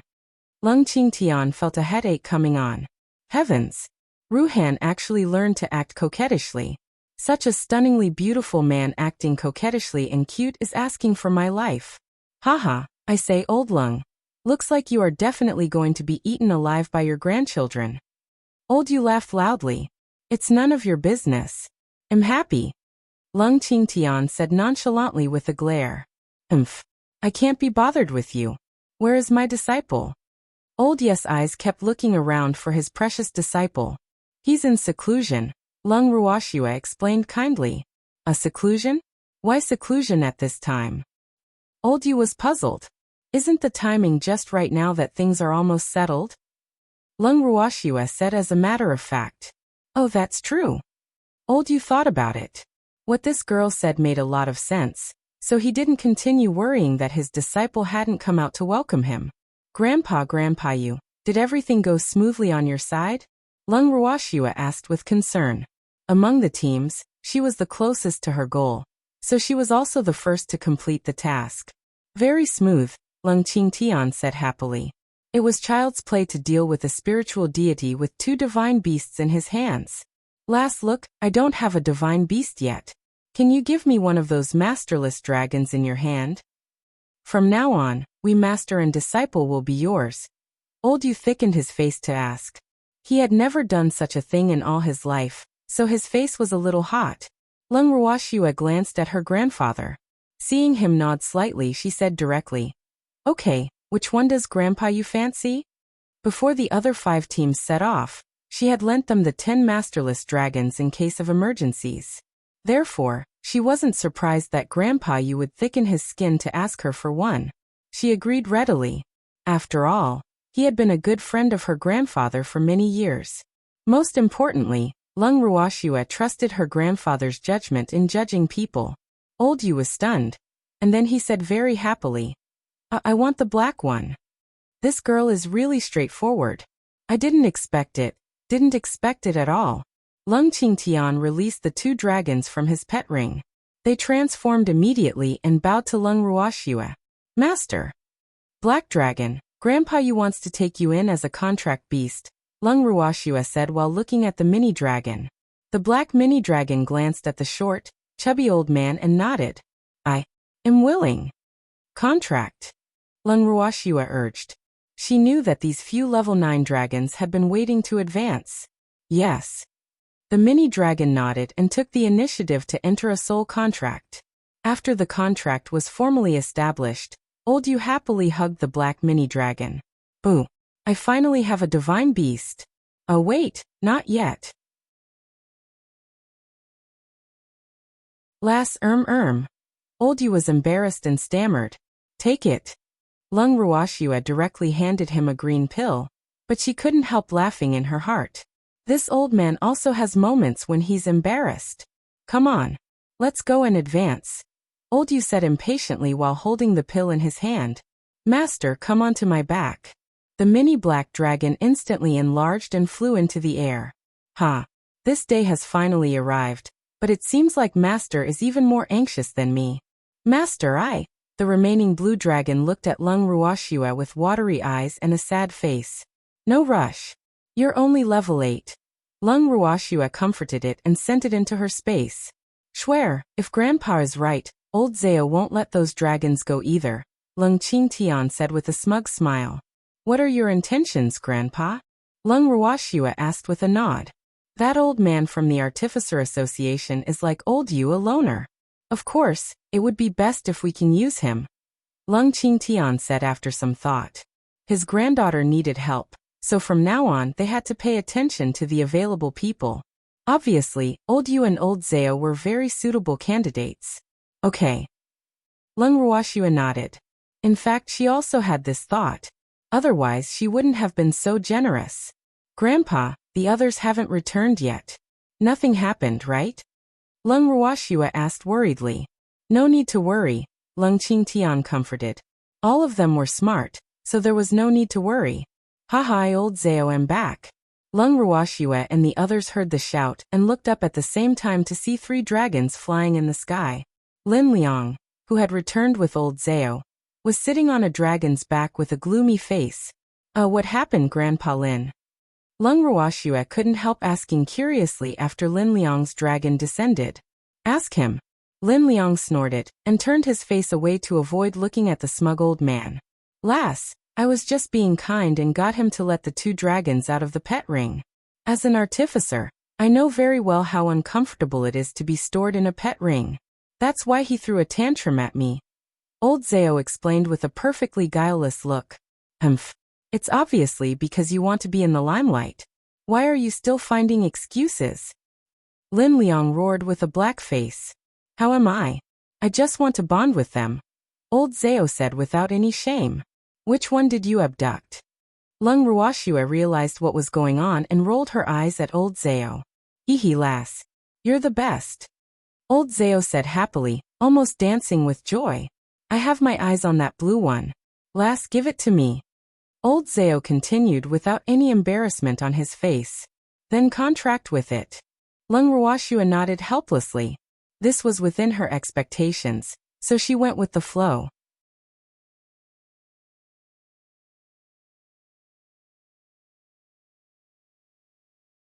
Chapter 256. Which one did you abduct? 2. Haha, lass, thanks. I'll definitely do anything for you in the future.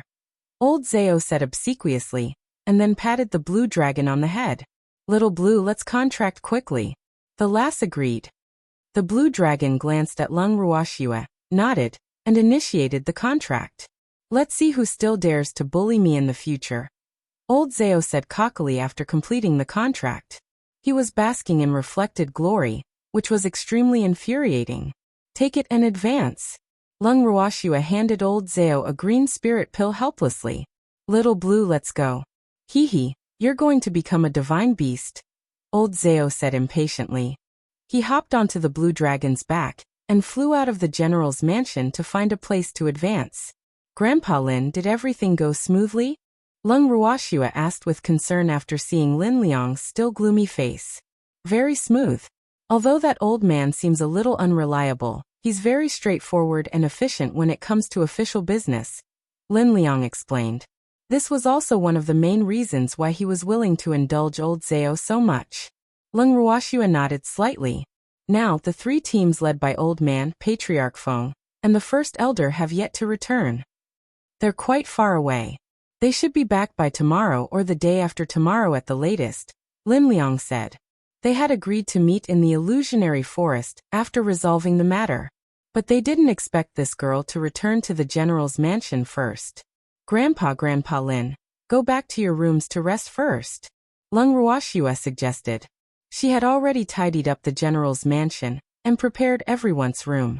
Shuer, send us into the space, Lung Qingtian said. He was used to sleeping in the space, so it would be uncomfortable if he went back to his room to sleep. Okay. Lung Ruoxua sent the 2 of them and the dragons into the bracelet with a thought. Big brother, shall we sit here for a while? Lung Ruoxua asked when she saw only the siblings remained in the garden. Shuer, let's have hot pot tonight, Lung Ruhan couldn't help saying after they sat down. During this period of time, they had been staying in the space and hadn't had hot pot for a long time. Okay, I'll listen to Big Brother. I'll arrange for Feng Da and the others to prepare. Lung Ruoxua stood up and went directly to find Feng Da. After instructing him, she returned to the garden to accompany her brother. Not long later, Old Yu and Old Zhao returned to the general's mansion. At night, everyone and the beasts gathered together and began to enjoy hot pot. The next day, the other 3 teams returned to the general's mansion one after another.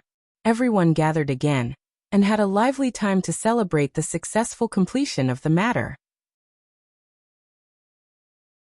Peace finally returned to the Lingfeng continent.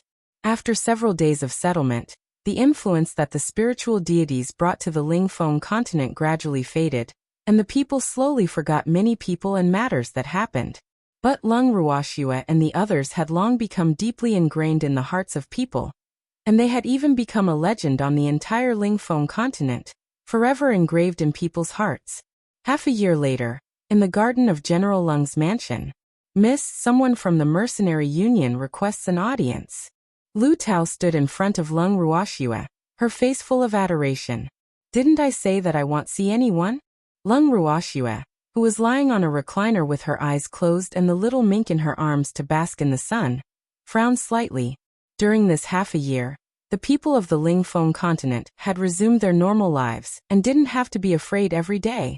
The major associations had also been rebuilt, but the number of people who came to the general's mansion to visit her suddenly increased, making her very annoyed. Young Master Ju came with the people from the mercenary union, Lu Tao explained. Let Ju in, no one else. Lung Ruoxue ordered directly without giving any face. Yes, Mississippi. Lu Tao turned and left. Soon after, Lu Tao led Ju into the garden. Haha, Ruoxue, I told them long ago that you wouldn't see them, but they just didn't give up and insisted on coming. Don't blame me. Ju quickly explained after seeing Lung Ruoxue. He didn't want this girl to misunderstand. I understand.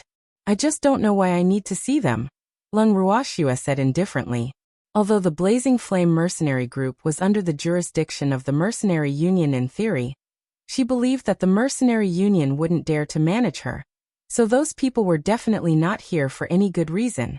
The Alchemist Association and the Beast Trainer Association have looked for you frequently, right? Ju asked with a face full of understanding. Oh, big brother Ju, you broke through, Lung Ruoxue suddenly said. During the time she had not seen him, Ju had become an intermediate spiritual sovereign. My cultivation speed is too embarrassing compared to you monsters. Moreover, it was because of the spirit fruit you gave me, Ju said helplessly. He had been at peak spiritual monarch for a long time, and had yet to break through. If not for the fruit Ruoxue gave him, he really didn't know when he would become a spiritual sovereign. Big brother Ju, if your mercenary group can capture a level 9 holy beast, I will give you a green spirit pill to help it advance, Lung Ruoxue promised. The two major mercenary groups, Hurricane and Universe, had always been on good terms with her since she saved them last time. Lung Ruoxue also had a good impression of those hot-blooded and forthright men in these two major mercenary groups, so she would help as much as she could on simple things. Ruoxue, I really want to capture a level 9 holy beast, but I'm afraid it's impossible with the strength of our mercenary group. Ju sighed with some regret. Big brother Ju, you can lure them with benefits. Level 9 holy beasts are all smart. If you force it, it will only cause both sides to suffer. Lung Ruoxue reminded with a light smile. Lure? Is that possible? Ju looked at Lung Ruoxue doubtfully. Are level 9 holy beasts so easy to entice? How would you know if you don't try? Many of my beasts delivered themselves to my door, Lung Ruoxue said proudly. I'll give it a try if there's a chance. Ju nodded seriously.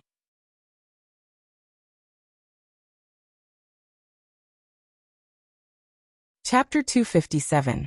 Which one did you abduct? 3. They chatted for a while more, and then Ju got up to leave. Lu Tao, no one will bother me anymore, right? Her eyes closed, Lung Ruoxue asked Lu Tao, who was not far away. There should be no one else, Lu Tao replied, somewhat dumbfounded. It seems like Miss really hates socializing. Mississippi. Fengda walked into the garden just as Lu Tao finished speaking. Lu Tao stood in front of Fengda like an old hen and shouted with a displeased face.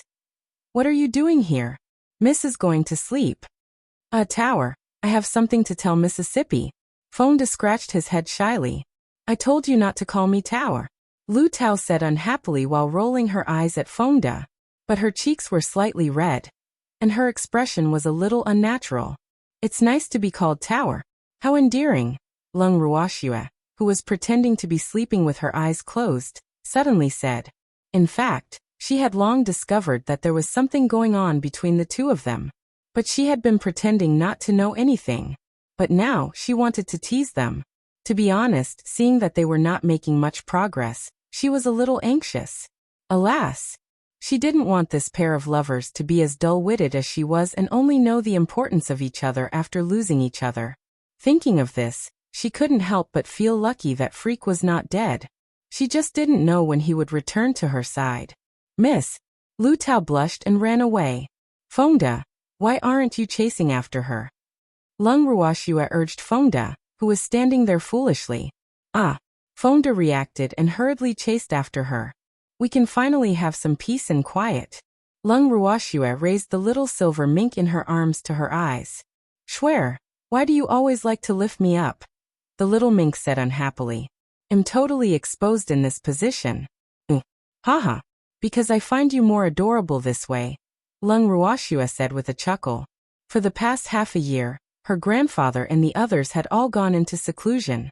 She moved all the people she had hidden, apart from the students of the Heavenly Phoenix Academy, and the members of the imperial family of the Southern Dusk Empire, into the space to live at the request of Old Man and Patriarch Feng. She also sent Old Yu and the others in at the same time. Her team was growing. Moreover, almost everyone chose to enter seclusion simultaneously after entering the space. Now only she, the little mink Lu Tao, and Fengde were staying in the huge general's mansion. 2 hours later, Fengde and Lu Tao appeared holding hands in front of Lung Ruoxue. Fengde, you're not allowed to bully Lu Tao. Lung Ruoxue warned half-jokingly. Miss. Lu Tao's beautiful face blushed shyly, slightly embarrassed. Miss, don't worry. Lu Tao will be the head of our family from now on. I definitely won't dare to bully her, Fengde promised very seriously. His handsome face was full of satisfaction. He who was an orphan, finally had a family. Very good. Lung Ruoxue nodded in satisfaction. By the way, miss, the president of the mercenary union just came to see me, Fengde said. What's the matter? Lung Ruoxue asked with a frown. He said that our Blazing Flame mercenary group can already advance to an rank mercenary group, so he wants us to advance, Fengde quickly explained. Is that all? Lung Ruoxue raised her eyebrows in disbelief. Yes, he didn't say anything else. Miss, should we advance? Fengde couldn't help asking. What for? Troublesome. I think F rank is pretty good, Lung Ruoxue said without much interest. But she couldn't help wondering if the mercenary union was so free that it had the time to think about such a trivial matter. Yes, F rank is so different, Fengde quickly echoed. Fortunately, he had long guessed that the young lady would not be interested, so he didn't decide on his own to upgrade the mercenary group's rank. Sigh. I wonder how long Grandpa and the others plan to be in seclusion. Lung Ruoxue murmured to herself as she looked at the slightly deserted general's mansion. Miss, are you bored? Why don't we take on some mercenary missions to have fun? Lu Tao suggested. She was also a little bored staying at home all day. Okay. Fengde, go to Hurricane and see if there are any missions. Tell them to count us in. Lung Ruoxue ordered. She didn't want Fengde to go to the mercenary union to take on missions.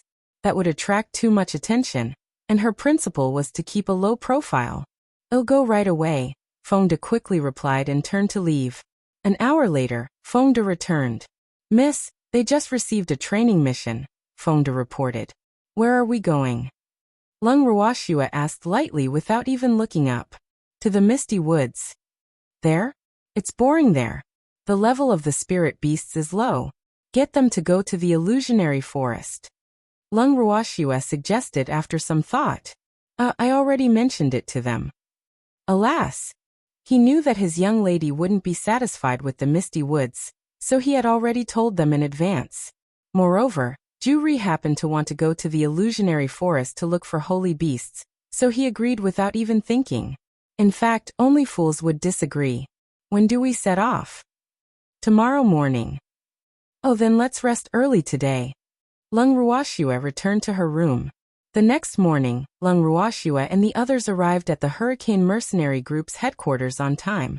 3 months ago, the Hurricane Mercenary Group had moved their headquarters from Lunar Capital to Phoenix City. Upon seeing Lung Ruoxue, Commander Ju took the initiative to greet her warmly.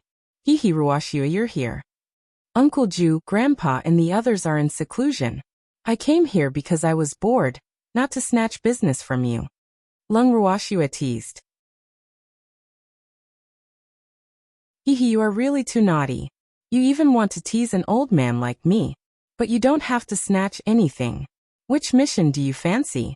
Uncle Ju will take the initiative to deliver it to you. Commander Ju said happily. Lung Ruoxua had saved their lives, but even if she hadn't, he wouldn't be able to refuse such a beautiful and cute little girl.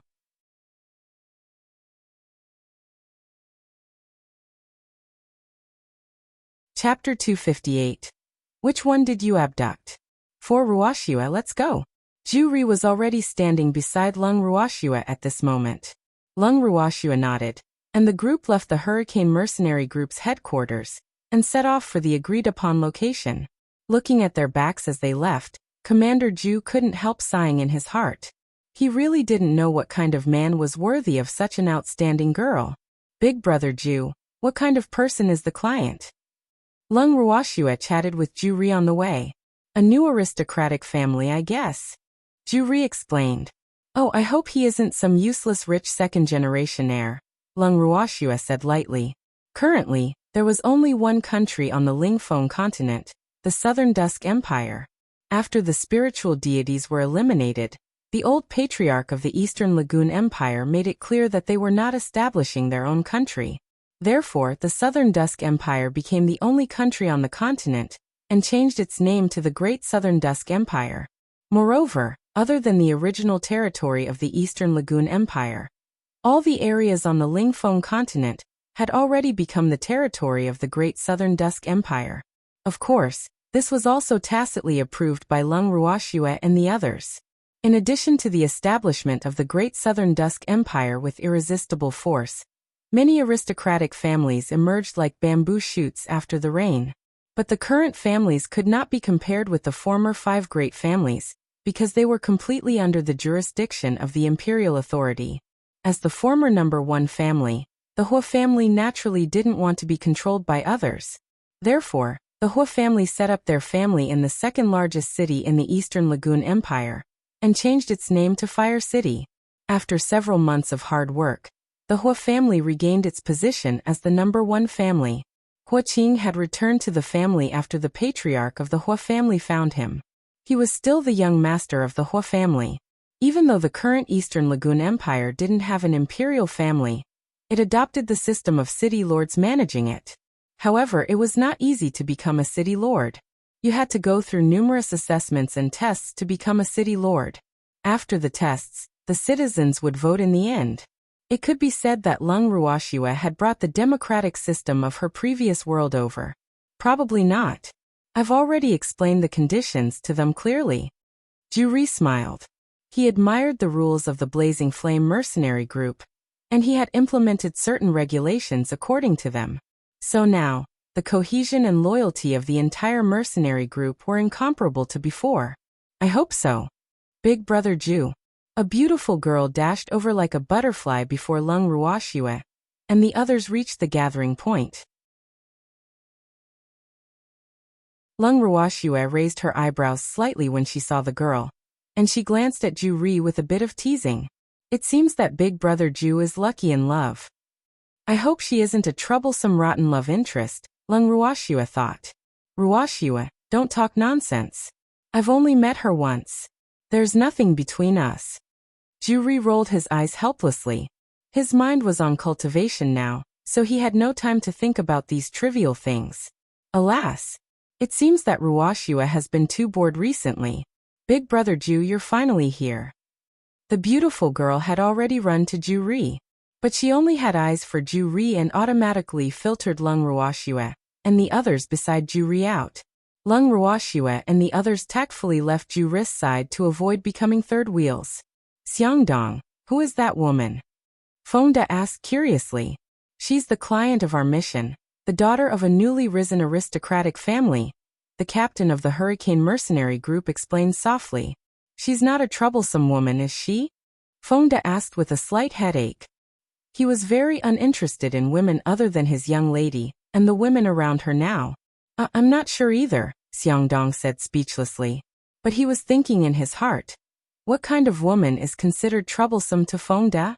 Ruoxua, she is the client of our mercenary group, Ma Yuro, the eldest young lady of the Ma family, the second largest family in Fire City.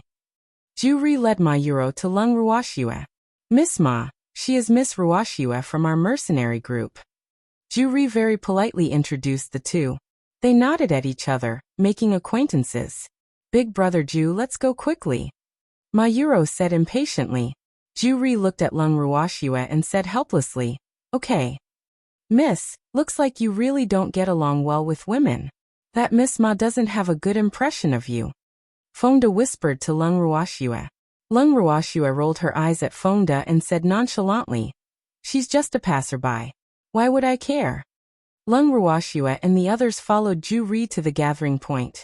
On the spacious ground, two enormous flying spirit beasts were descending. Miss Ruoxue, I'm so sorry. My flying spirit beasts are too small and can't seat many people. Why don't you sit with my subordinates? Ma Yuro looked at Lung Ruoxue in slight embarrassment. Lung Ruoxue glanced at the two spirit beasts and said coldly, thank you for your kind intentions, Miss Ma. I have my own spirit beasts. Ruoxue. Ju-ri looked at Lung Ruoxue awkwardly, and was annoyed at Ma Yuro even more. She's just the daughter of a nouveau riche. He wondered what the Ma family would think if they knew that their beloved daughter was so against someone they would never be able to curry favor with in this life. Big brother Ju, sit with Miss Ma. Don't worry about me. Lung Ruoxue said understandingly and gave Ju-ri a look. Okay then. Ju-ri nodded helplessly and hopped onto Ma Yuro's flying spirit beast. Miss Lung, our spirit beasts fly very quickly, so you have to follow us and don't lose sight of us. Ma Yuro said with concern, then ordered her spirit beasts to take off. Don't worry. Oh, keep up, Lung Ruoxue said gratefully. Miss, shall we set off? Fonda said helplessly when he saw that the two spirit beasts had already flown far away. Alas! It seems that Miss has really been too bored recently.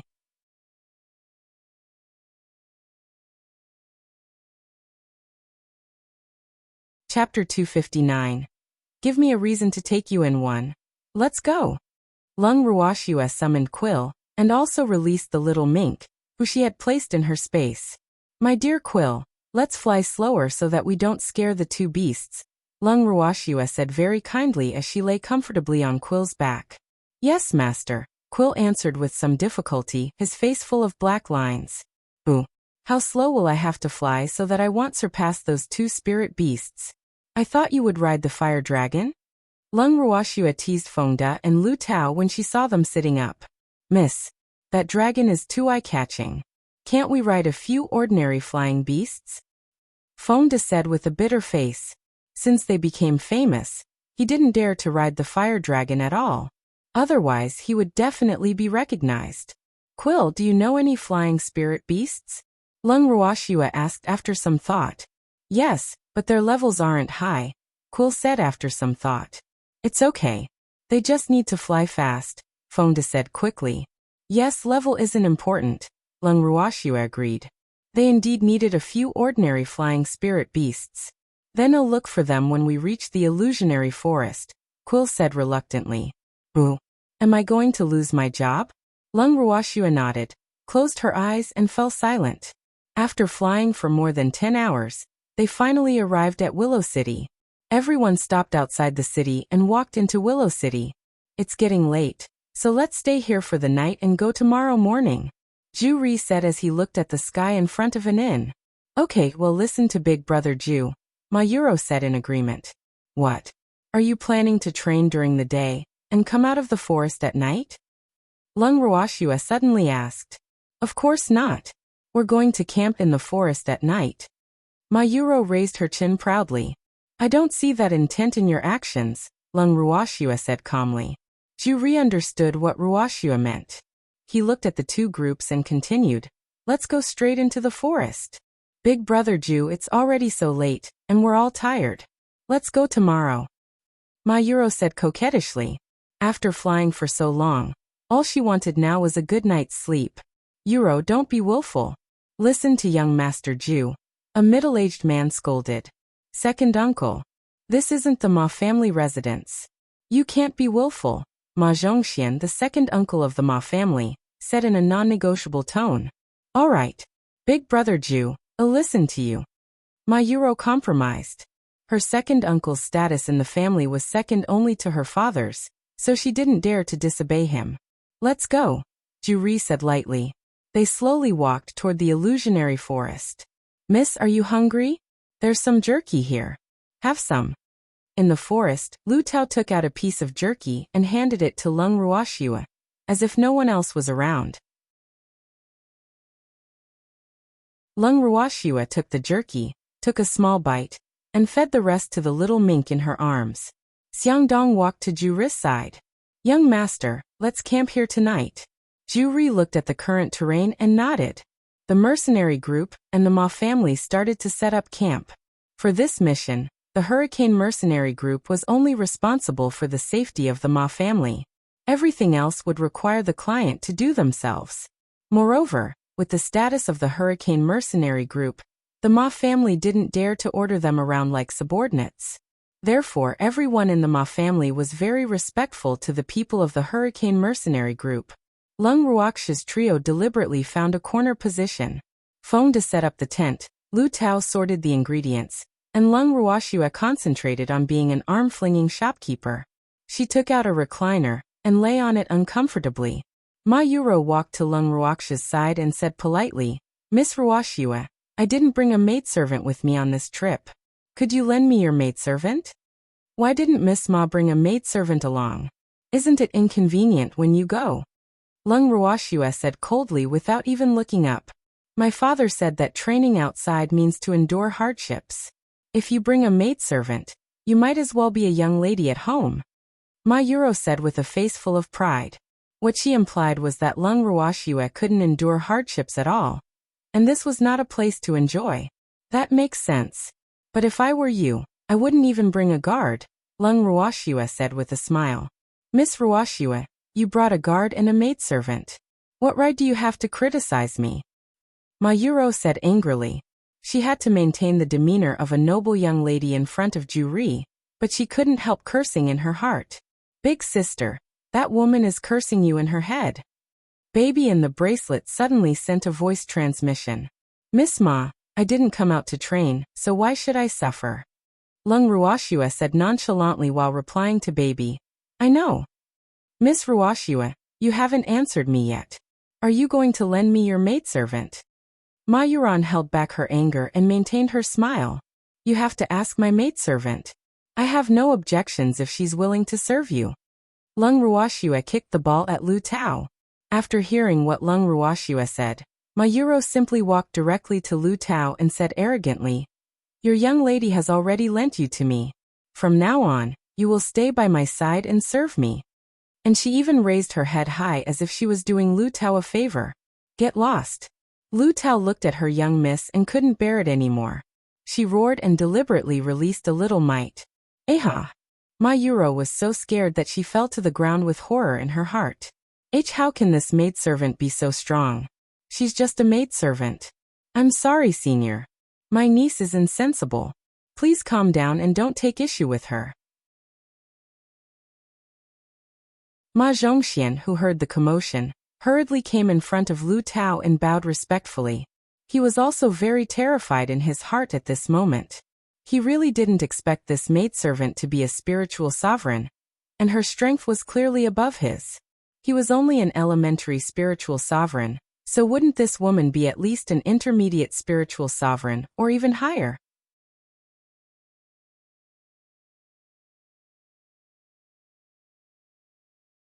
Chapter 260. Give me a reason to take you in too. This was too terrifying. Ma Zhongxian really didn't know what kind of family would have even a spiritual sovereign as a maidservant. How dare she ask me to serve her? Is she worthy? Lu Tao snorted coldly. Tower, why lower yourself to the level of a small family who has never seen the world? Let's not be angry. Feng De walked over, gently hugged Lu Tao, and coaxed her. Okay, look after that self-righteous niece of yours. Otherwise, I can't guarantee that she will still be alive next time. Lu Tao said domineeringly, already possessing the aura of a powerhouse. Young master, should we go and persuade them? Xiang Dong, who was watching the commotion not far away, asked softly. No need. Ruoxua won't go too far, Ju said nonchalantly as his eyes drifted toward Lung Ruoxua. Senior, don't worry. I will take care of her. Ma Zhongxian rolled his eyes at his niece and hurriedly promised. But his heart was full of suspicion. Who are these three people? Hurry up and take her out of my sight, Lu Tao said irritably. Yes, we won't disturb you any further. Ma Zhongxian pulled his niece up from the ground and quickly disappeared from Lu Tao's sight. Although he didn't like this niece of his, he wouldn't be able to explain it to his brother if anything happened to her. Mississippi. Lu Tao looked at Lung Ruoxua aggrievedly and pouted. Our Lu Tao is so imposing. Even I, your miss, am scared of you. Lung Ruoxua teased happily. Miss, Lu Tao is going to ignore you. Lu Tao turned her head angrily and concentrated on starting the fire. Alas! I'm so sad. The cute Lu Tao is actually ignoring me. Lung Ruoxua said with a face full of self-blaming. Swear, you still have me. I won't ignore you. The little silver mink didn't let go of any opportunity to make his intentions clear. My little mink is still the best. Lung Ruoxua exclaimed happily. Ruoxua, your life is really enviable. Ju walked over. Big brother Ju, you can do the same if you want, Lung Ruoxua said lightly. I hope so, Ju said. He knew his responsibilities and knew that he would never be able to live as he pleased like Ruoxua. Miss, food is ready. Lu Tao walked over. Big brother Ju, let's eat together. Lung Ruoxua invited. Then I won't hold back. Ju couldn't ask for more. Ruoxua, what you're eating is too much. Ju came to the table and was a little dumbfounded. Isn't the food a little too extravagant? Comparisons are odious. Really? This is already considered simple, Lung Ruoxua said honestly.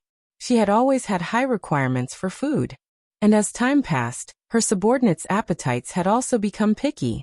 But look at what our mercenary group and the Ma family are eating. And look at you guys. The difference is too big, Ju said helplessly. He felt inferior compared to Ruoxua. Big brother Ju, ask your subordinates to come and eat together. Lung Ruoxua was a little embarrassed to eat alone after hearing what he said. Ruoxua, then we won't stand on ceremony. Xiangdong, come eat with us. Ju quickly beckoned to his subordinates, as if he was afraid that Lung Ruoxua would regret it. Coming. Xiangdong and the others ran over excitedly. Everyone gathered and had a lively dinner. After the meal, Xiangdong and the others took the initiative to wash the dishes. Second uncle, they are too much. Ma Yuro sat in the distance, her face full of injustice. Why did they have fish, meat and soup, eating an incomparably sumptuous dinner, while they could only gnaw on hard, dry food? Shut up and don't cause any more trouble.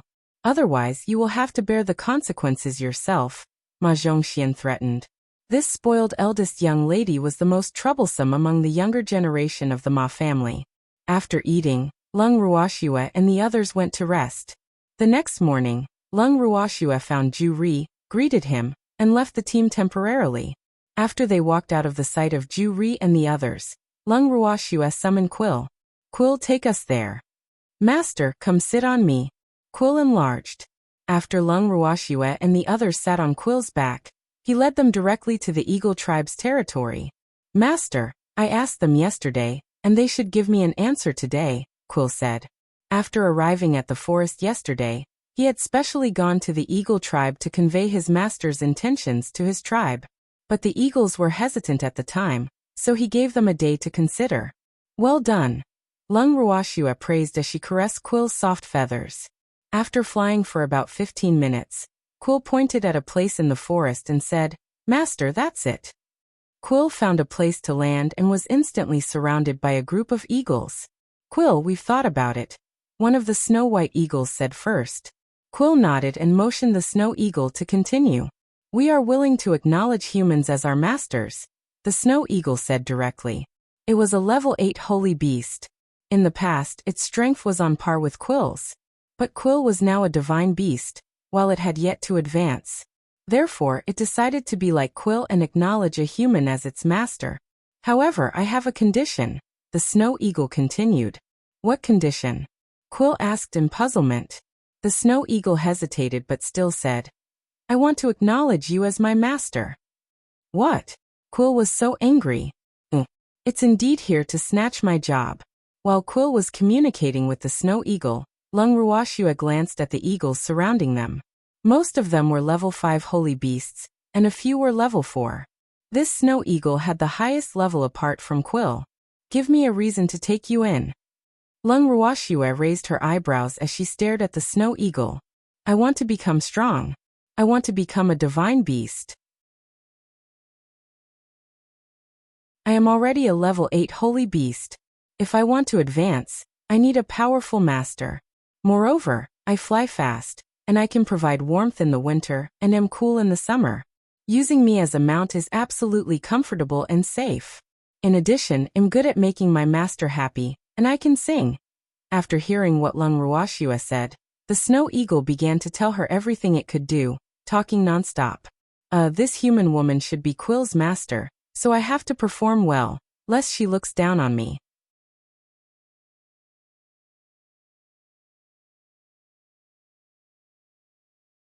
Chapter 261. Give me a reason to take you in 3. Stop. That's enough. Lung Ruoxua was flabbergasted and stopped the talkative snow eagle from continuing. Who knew what it would say next? Then will you accept me? The snow eagle suddenly became a little shy and lowered its head, not daring to look at Lung Ruoxua. Miss, please take it. It's so pitiful. Lu Tao couldn't help pleading.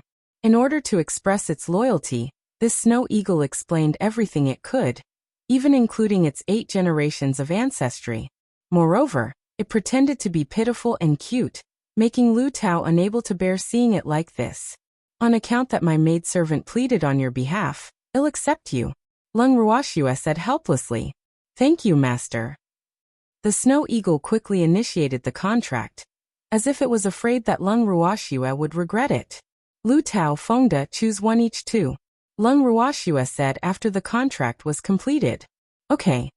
Fengde and Lu Tao each chose an eagle that looked more pleasing to the eye to contract.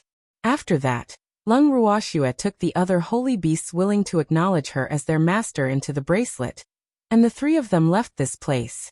After returning to where they camped last night, Lung Ruoxua found that Ju Ri and the others had left, so they chased after them. Master, Ju Ri and the others seem to be in trouble, Quill said after confirming their location with his X-ray vision. Is it big trouble? Lung Ruoxua asked curiously. Yes, they encountered a level 9 holy beast, Quill explained. A level 9 holy beast? Lung Ruoxua smiled gently. Big brother just luck is pretty good. He just happens to need a level 9 holy beast when one came knocking on his door. Master, that level 9 holy beast should be an earth demon bear. It's very strong and has high defense. The snow eagle transformed into a small white bird and landed on Lung Ruoxua's shoulder. It should be called Snow Maple now. Who is more powerful, this bear or the King Kong great ape? Lung Ruoxua asked. They are equally strong. They are spirit beasts with both offensive and defensive capabilities, Snow Maple explained. Oh Quill, let's not get close unless their lives are in danger, Lung Ruoxua ordered after some thought. This was a rare opportunity. She hoped Big Brother Ju could grasp it.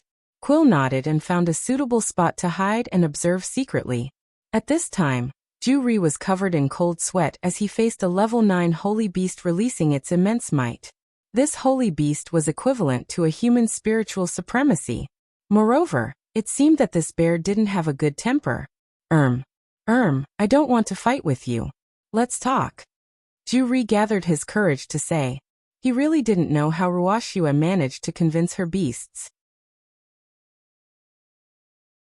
To be honest, he didn't think this bear would be able to reason with him, nor did he think he had Ruoxua's charm to entice spirit beasts. Human, don't try to stall for time. You are all dead. The earth demon bear, whose body was nearly 3 meters tall and earthly yellow, roared like thunder, demonstrating its current anger.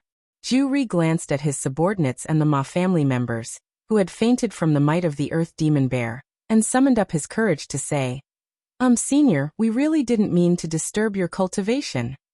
In this world, the strong were respected, be it humans or spirit beasts. As long as they were strong, they should be respected. Therefore, Ju Ri placed himself as a junior, and only hoped that this earth demon bear would be lenient with them. Humph. You make it sound so good. I was cultivating at a critical point when you interrupted me. You caused me to be unable to advance, and almost enter cultivation deviation. But you still have the delusion that I will let you go. What a lunatic's dream. The earth demon bear said fiercely through gritted teeth. This human was actually quite strong. He actually didn't faint from its might. Senior, I have a way to promote you, Ju-ri said after some thought. What method do you have? The earth demon bear's curiosity was completely piqued by Ju-ri. It couldn't be helped. The allure of advancement was just too great. I have a friend who's an alchemist. She has pills that can promote a level 9 holy beast. She promised to give me one, but you have to contract with me first, Ju-ri explained, a little scared. Hopefully this bear would be enticed. Human, how dare you trick me into contracting with you? There's no such pill in the world. The earth demon bear didn't believe Ju-ri's words at all. Senior, how about this? Trust me for now. I'll bring you to see her. You can contract with me after you confirm my words. How about that? Ju-ri said carefully after thinking quickly. But he was screaming in his heart, Wuxia, where are you? I'm waiting for you to save me. Okay, I will believe you for the time being. The earth demon bear pondered for a long time before finally nodding its head in agreement. It was very confident in its own strength and believed that this puny human wouldn't dare to play any tricks. Do you want to see me? Wuxia slowly walked out from her hiding place. Wuxia. Ju-ri was excited to see his wish come true. Big Bear. If you form a contract with Big Brother Ju, I'll give you a green spirit pill concocted from a green spirit fruit. Wuxia said directly, not giving the earth demon bear any chance to speak. Really? I want to inspect the goods first, the earth demon bear said with a look of joy, but was still not blinded by it. Okay. Wuxia took out a green spirit pill and handed it to the earth demon bear. Well, this bear is pretty smart. It's really concocted from a green spirit fruit. The earth demon bear looked at the green pill, and its eyes lit up with excitement. I'm willing to enter into a soul contract with this human. The earth demon bear couldn't wait any longer and voluntarily entered into a soul contract. For you. Wuxia kept her promise and handed the pill to the earth demon bear after seeing that the contract was completed. The earth demon bear took the pill and threw it directly into its big mouth. Girl, the creek of Affinity Mystic Realm is about to appear. At this moment, Butterfly's voice suddenly sounded in Wuxia's mind. Really? Wuxia was surprised. Is it finally going to appear? So many things have happened because of the spots. It will be best if there's something interesting there. Otherwise, I will definitely regret letting the mystic realm appear.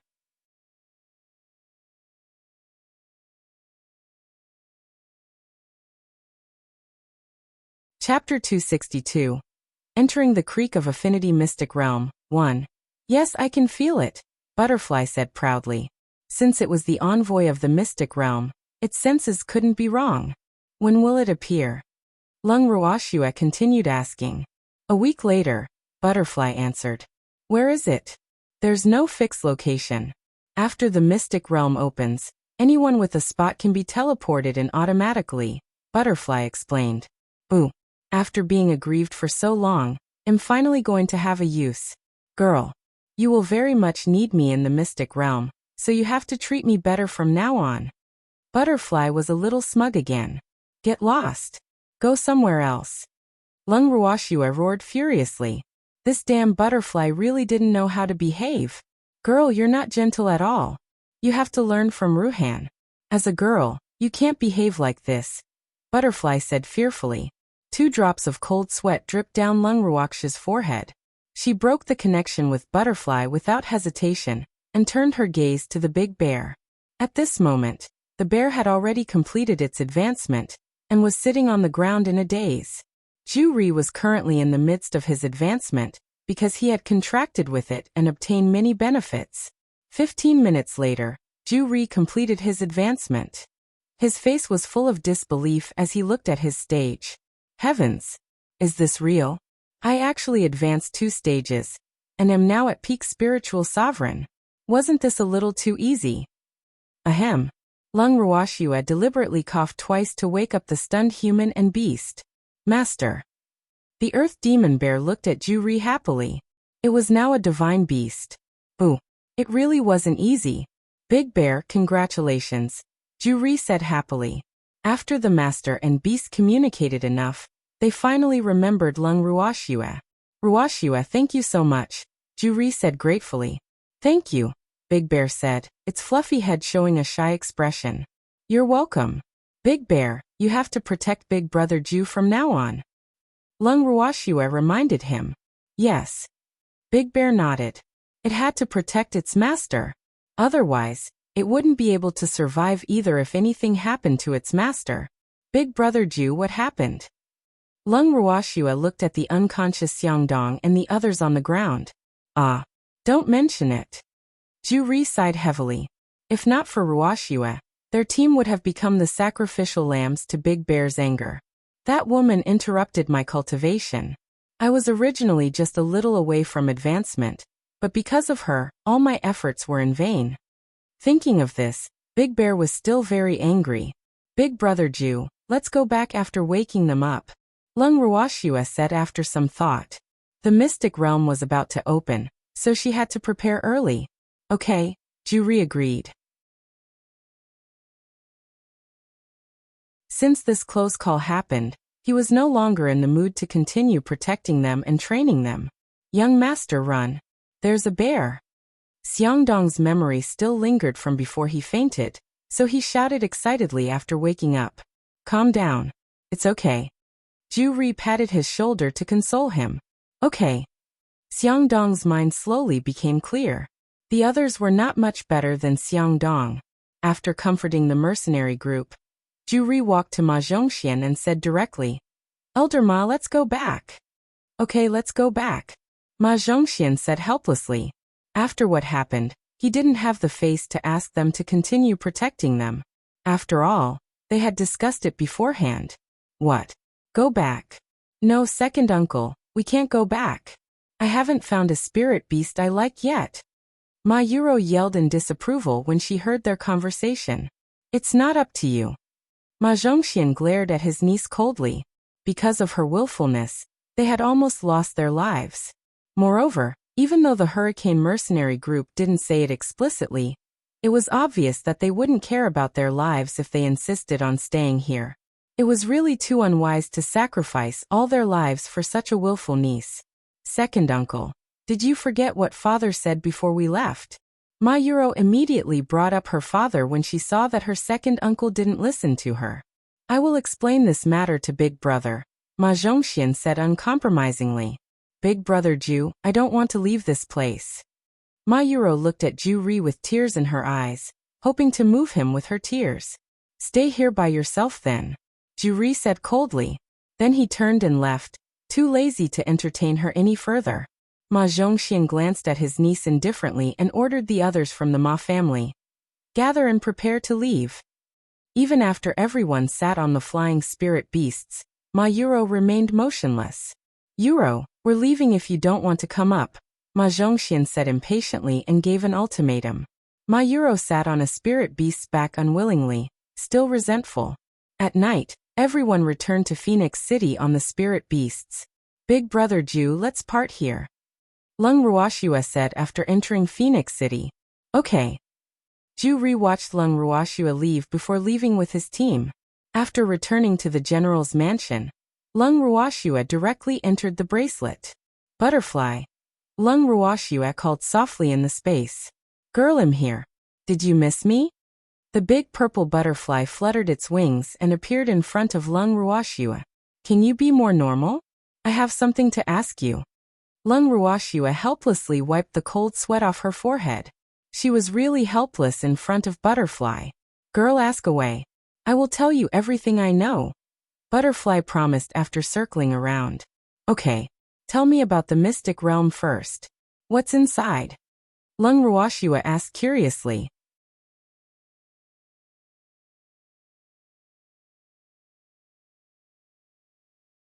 Chapter 263.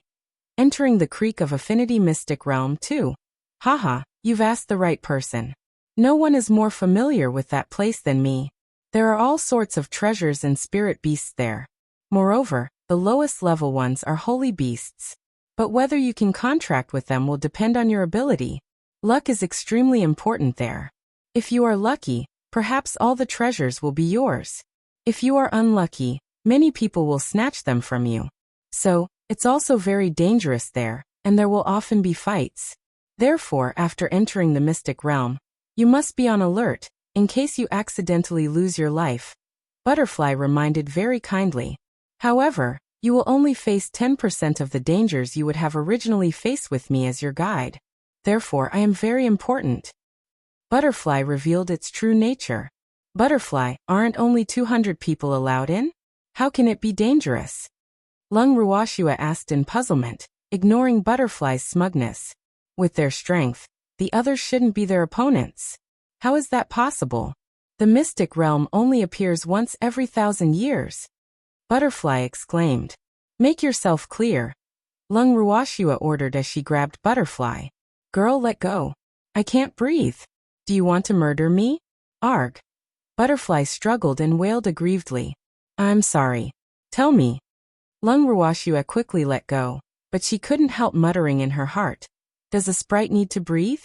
Girl, the Lingfeng continent is not the only dimension in the vast universe. The Lingfeng continent is the lowest level dimension, but it's not the only low-level dimension. There are tens of thousands or even more dimensions of this level. As a spiritual treasured space born of the cosmos, our creek of affinity mystic realm is naturally impossible to appear in only one dimension. Therefore, other low-level dimensions can also obtain spots for the creek of affinity mystic realm. Butterfly explained in detail.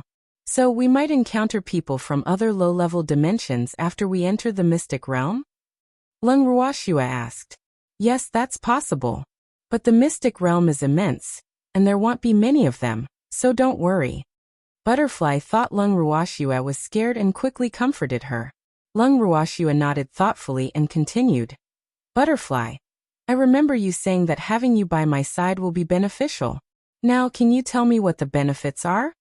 Isn't it enough to have me as your guide? Butterfly's eyes widened in disbelief, but it couldn't help muttering in its heart. This girl's appetite is really big. What do you think? Lung Ruoxua asked instead of answering. She glanced at Butterfly with very unfriendly eyes. Girl, it'll allow you to bring more people in. That should be enough, right? Butterfly asked cautiously, its black eyes blinking non-stop. That's more like it. Lung Ruoxua nodded in satisfaction. If more people could enter, they would be able to help her pick herbs if they encountered any. Girl, how many people do you plan to bring in? Butterfly asked curiously. Guess. Lung Ruoxua smiled evilly. Don't tell me you want to bring everyone in. Butterfly couldn't help guessing, its little heart trembling. Hopefully not. Or else the boss won't let me go. So smart. You got it right, Lung Ruoxua praised. She looked at Butterfly's crying face and almost laughed out loud. Girl, let's discuss this. Can you not bring so many people in? Butterfly begged pitifully as though it was about to cry. Give me a reason, Lung Ruoxua said without hesitation. The boss will kill me if you bring too many people in. Boo-hoo, Butterfly cried. Then how many people do you think I can bring in? Lung Ruoxua asked very nicely. Seeing that there was a way out, Butterfly quickly said. 1,000, at most 1,000 people. There really cannot be more. All right, 1,000 people it is. Lung Ruoxua said understandingly. In fact, she didn't intend to bring too many people in. She was just teasing it. Ah, girl, you are so good. Butterfly happily circled around Lung Ruoxua. As it danced, a light golden powder sprinkled down, showing its good mood. It really didn't expect the girl to be so easy to talk to, hee. It sniggered wretchedly in its heart. After clarifying what she wanted to know, Lung Ruoxua called out to the space, Qingju, big sister. Qingju instantly appeared in front of Lung Ruoxua. Qingju, help me wake Grandpa and the others up. Lung Ruoxua said after some thought. Yes, big sister, Qingju answered and immediately awakened Lung Qingtian and the others, who were cultivating. Shuer, what's the matter? Lung Qingtian emerged from his bamboo house. Ruoxue, why are you looking for us? Lin Liang walked out after him. The two old men looked at each other, and then at Lung Ruoxue in bewilderment. 10 minutes later, the people Lung Ruoxue was looking for gradually arrived. And then she explained what happened to them. Really, this is great. Lung Qingtian exclaimed happily after hearing the news. The Creek of Affinity Mystic Realm. It was the dream of many spiritual supremacies, but only 200 people could enter. Therefore, the various forces would resort to all sorts of means to secure spots every time the Creek of Affinity Mystic Realm appeared. To think that this old man can still visit the Mystic Realm in my lifetime. Alas! Old man sighed. It was precisely because my master entered the Mystic Realm that he obtained a pill that allowed him to advance to spiritual deity all those years ago. He then went to the upper realm. I wonder how he's doing now. Lin Liang sighed. Shuer, how many people do you intend to bring in? Lung Qingtian asked curiously. He didn't expect the little butterfly to have such authority. Apart from the mercenary group, there's you guys. I don't intend to bring anyone else in, Lung Ruoxue said after some thought. The others were not strong, so it would be useless for them to go in. She would even have to take care of them. Instead of doing that, it was better to let them stay in the bracelet to cultivate.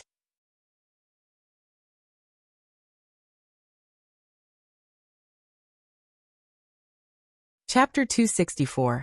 Entering the Creek of Affinity Mystic Realm 3. Yes, it's enough to bring us. Lung Qingtian nodded in agreement. Last, after we enter, we have to gather materials for artificing. I heard there are a lot of them, old Zhao reminded. There were so many artificers in their team that there weren't enough materials to go around. Not only artificing materials. We also need to gather herbs, Lung Ruoxue added. She had long thought about not letting these go. Yes. You and little brat Lu are alchemists. Old Zhao agreed. In every world, alchemists, artificers, and beast trainers had very high statuses, so these things were very important to them. Grandpa, let's prepare over the next few days. Lung Ruoxue reminded. Yes, we have to bring a lot of food, Lung Qingtian said. Food again. Lung Ruoxue was at a loss for words. Why can't Grandpa forget about preparing food wherever he goes? Girl, food is very important. There's nothing delicious there.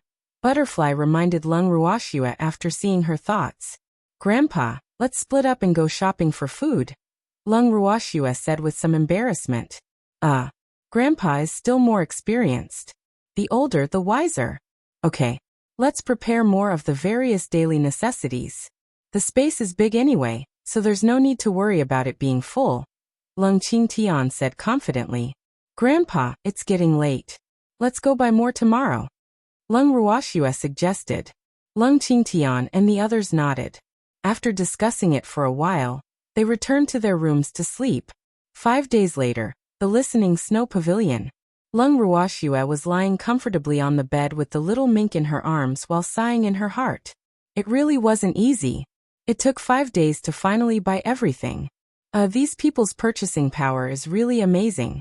Just thinking about the pile of things in the Space's warehouse, she felt her scalp tingling. Miss, young Master Hua is here, Lu Tao said softly from outside the door. What's he doing here? The little silver mink growled in displeasure when he heard that Hu Qing was here. Hee, it's been so long. Why are you still holding a grudge? Lung Ruoxue rubbed the smooth fur of the little mink in some amusement. Humph.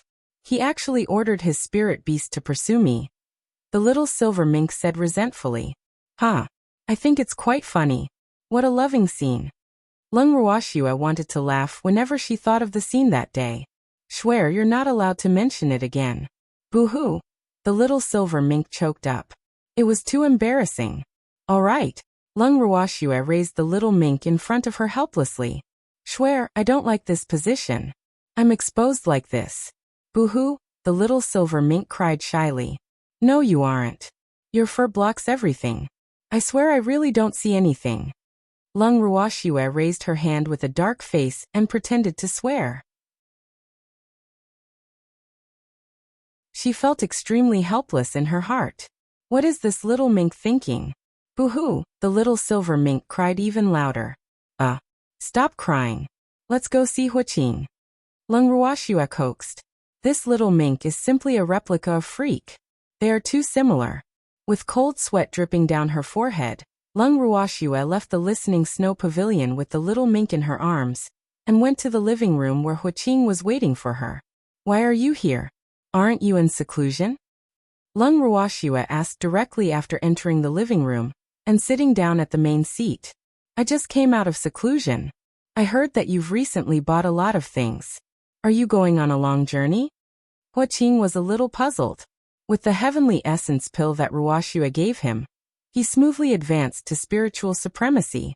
After advancing, he chose to enter seclusion to consolidate his cultivation. After exiting seclusion, he heard his father mention this matter, so he hurried over immediately. No, the creek of Affinity Mystic Realm is about to appear, Lung Ruoxue said honestly. She didn't intend to hide this matter from Huqing, but she wouldn't take the initiative to tell him either. Really? Huqing stood up in surprise. Would what Butterfly told me be fake? Lung Ruoxue said lightly. Then why are you buying food? Huqing's face was full of question marks. What did the appearance of the mystic realm have to do with all that food? Butterfly said that there's nothing delicious in the mystic realm. So we prepared more food, Lung Ruoxue explained. Oh, when will the creek of Affinity Mystic Realm appear? Huqing asked, his face full of anticipation. Less than 2 days, Lung Ruoxue said after calculating the time. It's not too late to prepare now, Lung Ruoxue added. Okay, Ruoxue, I won't chat with you any longer today. I'm going back to prepare. Huqing got up hurriedly and left. How pragmatic. He left so quickly after finding out about the news. The little mink said disdainfully as he watched Huqing leave. He isn't that normal. The attraction of the mystic realm to them is unimaginable to you, you little mink. Lung Ruoxue smiled nonchalantly. Swear, let's go to bed. The little silver mink yawned. Aren't you going to eat dinner? Lung Ruoxue asked, but she was puzzled. Why does this little fellow want to sleep so early today? No, I want to sleep, the little silver mink said. Recently, he had been sleeping with Schwer every day. He was so blessed. Let's go then. Lung Ruoxue walked to her room with the little mink in her arms. 2 days later, Lung Ruoxue and the others slowly felt the summoning of the mystic realm. Everyone gathered together in the living room. Girl, let them into your space quickly. Butterfly suddenly yelled anxiously. Okay. Without any doubts, Lung Ruoxue sent everyone and the beasts into the bracelet. Butterfly, why is this?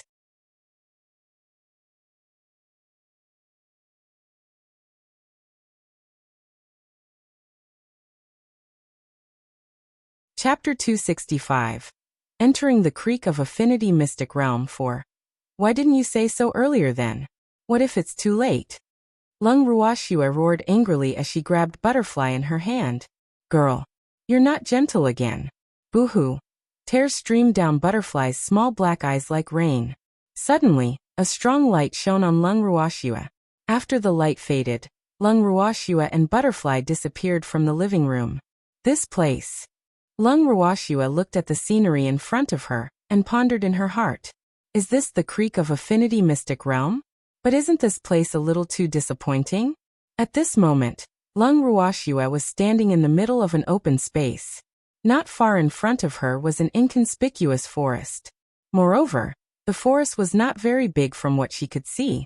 Behind her was a river, and she saw boundless white fog when she looked past the river. She couldn't see anything clearly, and the left and right sides were covered in white fog that stretched as far as the eye could see. Butterfly stopped in front of Lung Ruoxue, and said with a face full of pride, Girl, this is my home. Pretty good, isn't it? There were no traces of crying in its bright black eyes. Not bad, my foot. What kind of damn place is this? Cold sweat dripped down Lung Ruoxue's forehead, and her heart was on fire. This place really made her unhappy. Apart from the small forest in front of her and the river behind her, there was nothing else. Moreover, the spiritual energy in the air here was not dense enough. In short, its reputation was only good until she saw it in person. Girl, don't get angry so soon. Actually, this place is really good. but you need to explore it yourself. Your first stop is the forest in front of you. You can only be teleported to other places after you pass through that forest, and this first stage is also the safest. Girl, you're really lucky. There are the most good things in forests in this mystic realm. Butterfly said excitedly. Where else can I be teleported to? Lung Ruoxua asked curiously after hearing what Butterfly said. But her doubts didn't reduce at all because this forest was too small. She could see the end of it with a single look. Deserts, oceans, canyons, mountain ranges, and so on. But teleporting to forests is the best for you, Butterfly explained. I'll believe you for now, Lung Ruoxua said after some thought, and then let everyone out. After everyone emerged, they were very calm because they had heard the conversation between Lung Ruoxua and Butterfly. Swear, let's set off since we can only go to other places if we pass through the forest, Lung Qingtian said eagerly while rubbing his palms. He was really too curious about this legendary creek of affinity mystic realm. Let's go, Lung Ruoxua said when she saw everyone was impatient to see the legendary mystic realm. Go go. Everyone was excited as they walked into the forest together. After entering the forest, Lung Ruoxua knew that she was wrong. She shouldn't have judged the forest by its appearance because there were herbs everywhere here, many of which covered the paths, and some were abnormally precious. Moreover, the interior of this forest was not small at all.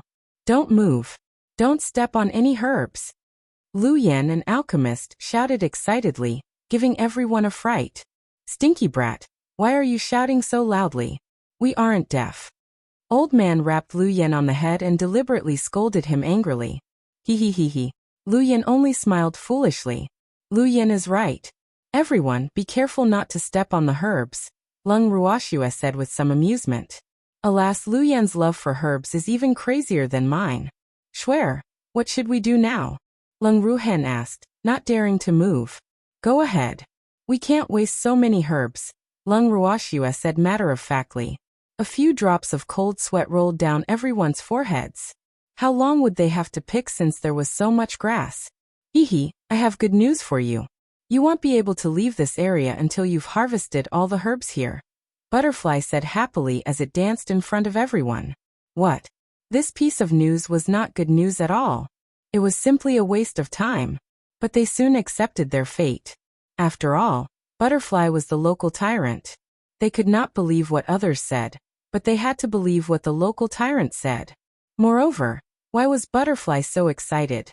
Lung Ruoxua gave Butterfly an approving look. Haha, it was the first time she realized that Butterfly was a little useful. Otherwise, she wouldn't have the heart to get them to pick all the herbs. After accepting their fate, they all squatted down and began picking at the nearest spot to them. Ah, what is this? Suddenly, a cry of surprise sounded. What's the matter? What's the matter? Lin Yuan. Why are you overreacting? Lung Qingtian said with slight displeasure. He was the closest to Lin Yuan, so the voice reached his ears the loudest, giving him a fright. No, what do you think this is? Lin Yuan said aggrievedly.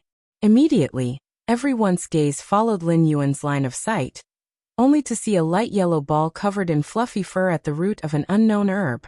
The ball was about the size of a palm and had two equally round big eyes on it. At this moment, those pitch-black and bright eyes that were like the night sky were looking at Lin Yuan furiously, as if Lin Yuan was its enemy. Miss, what should we do? Lin Yuan asked while holding the herb in his hand, a little embarrassed. Ooh, what exactly is this little thing? It had no other facial features except for a pair of eyes. And it was strange and scary. Moreover, it was staring at him. Ah, Butterfly suddenly screamed too. Damn Butterfly, why did you scream? Lung Ruoxua asked as she grabbed Butterfly flying in front of her. Hee girl, we're rich, we're rich. That little thing is a treasure-seeking beast. No treasure can escape from us if we have it, Butterfly said excitedly and let out a wretched laugh.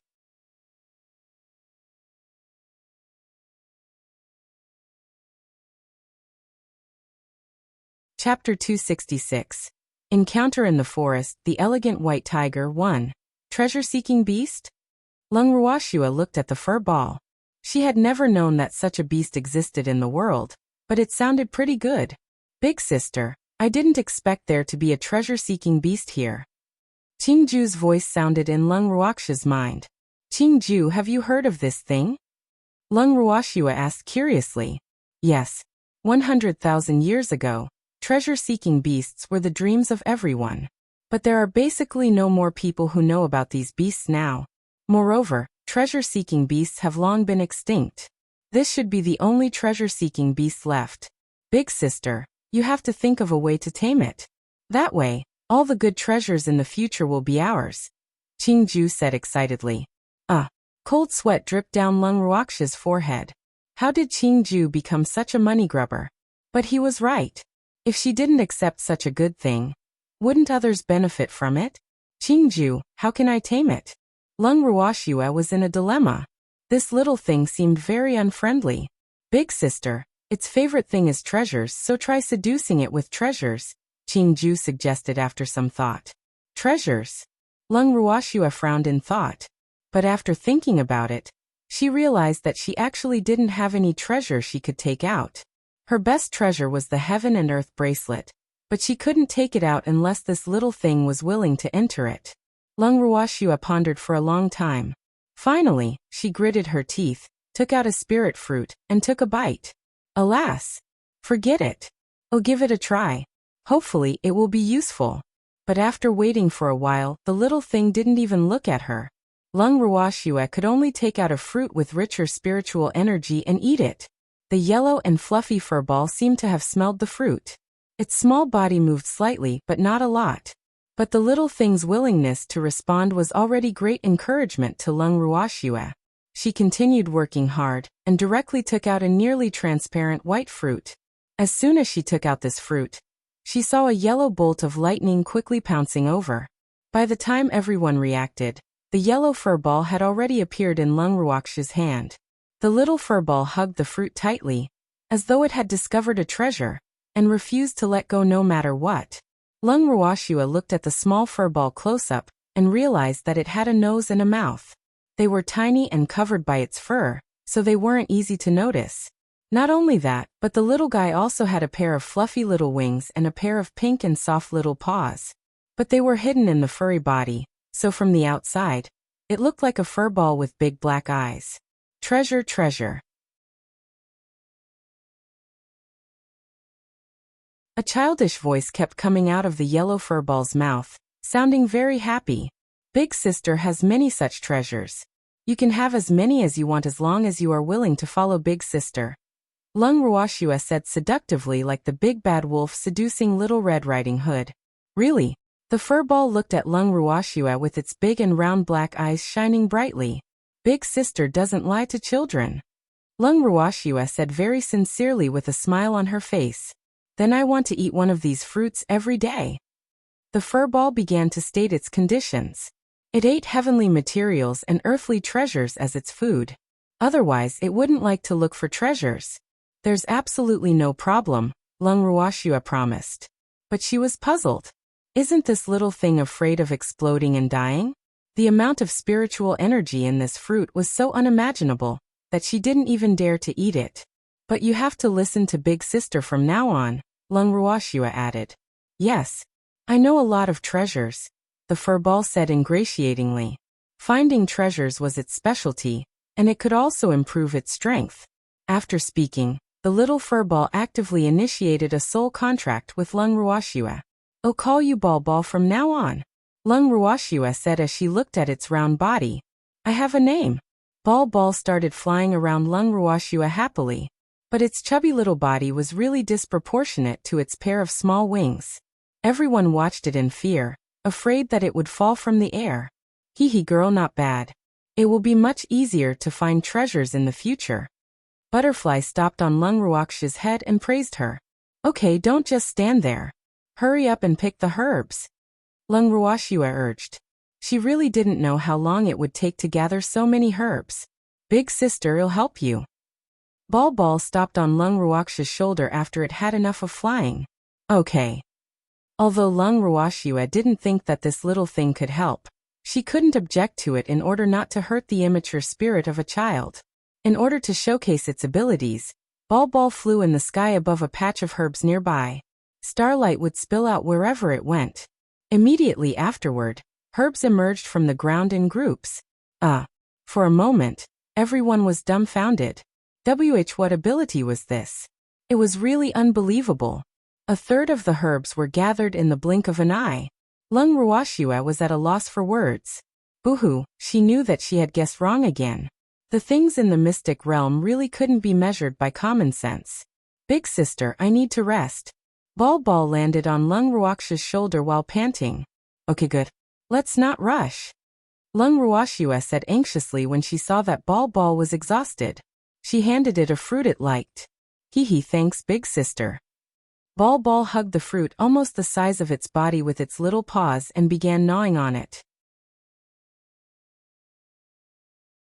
Lung Qingtian walked to his granddaughter's side and said with satisfaction, "Swear, this little fellow is really good. Little girl, we can save a lot of trouble in the future with this little thing." Old man also came over.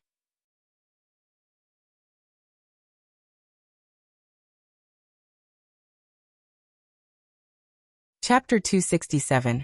Encounter in the forest, the elegant white tiger too. Okay. Lung Ruoxue nodded. She looked at Ball, who was happily eating with tears in its eyes, and felt her heart soften. What an innocent and cute little fellow. Miss, it's very fierce. It even glared at me just now, Lin Yuan complained. Why are you still being calculative with a child? It was glaring at you because we stole its food.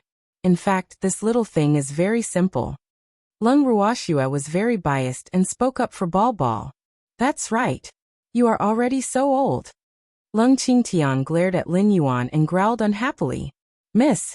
Lin Yuan put on a bitter face and pretended to be pitiful. Unfortunately, no one cared at all. Go pick the herbs quickly. Don't count on Ball for everything, Lung Ruoxue said directly. Okay. Lin Yuan replied and continued to pick the grass resignedly. After Ball's earlier efforts, there were many places they could stand now, and it didn't seem as crowded. So they each chose a spot to pick the grass. Big sister, I'm done resting. Ball then continued working. The amount of herbs on the ground decreased by a third in the blink of an eye. Ball, don't worry about it. Let us do the rest. Lung Ruoxue's heart ached as she looked at Ball panting from exhaustion. She hurriedly handed it a spirit fruit to replenish its stamina. Thank you, big sister, Ball said happily while holding the spirit fruit. Its big eyes almost narrowed into a line from smiling. After getting Ball to rest, she sent the herbs it picked into the bracelet. She also found a place to focus on picking herbs. Wow. Miss, look what I found. Lu Yan suddenly exclaimed excitedly. Everyone looked at Lu Yan and saw that he was holding a golden-colored ginseng that was as thick as an adult's arm. The head of the ginseng even had human features, and it was very clear. Is this a ginseng or a carrot?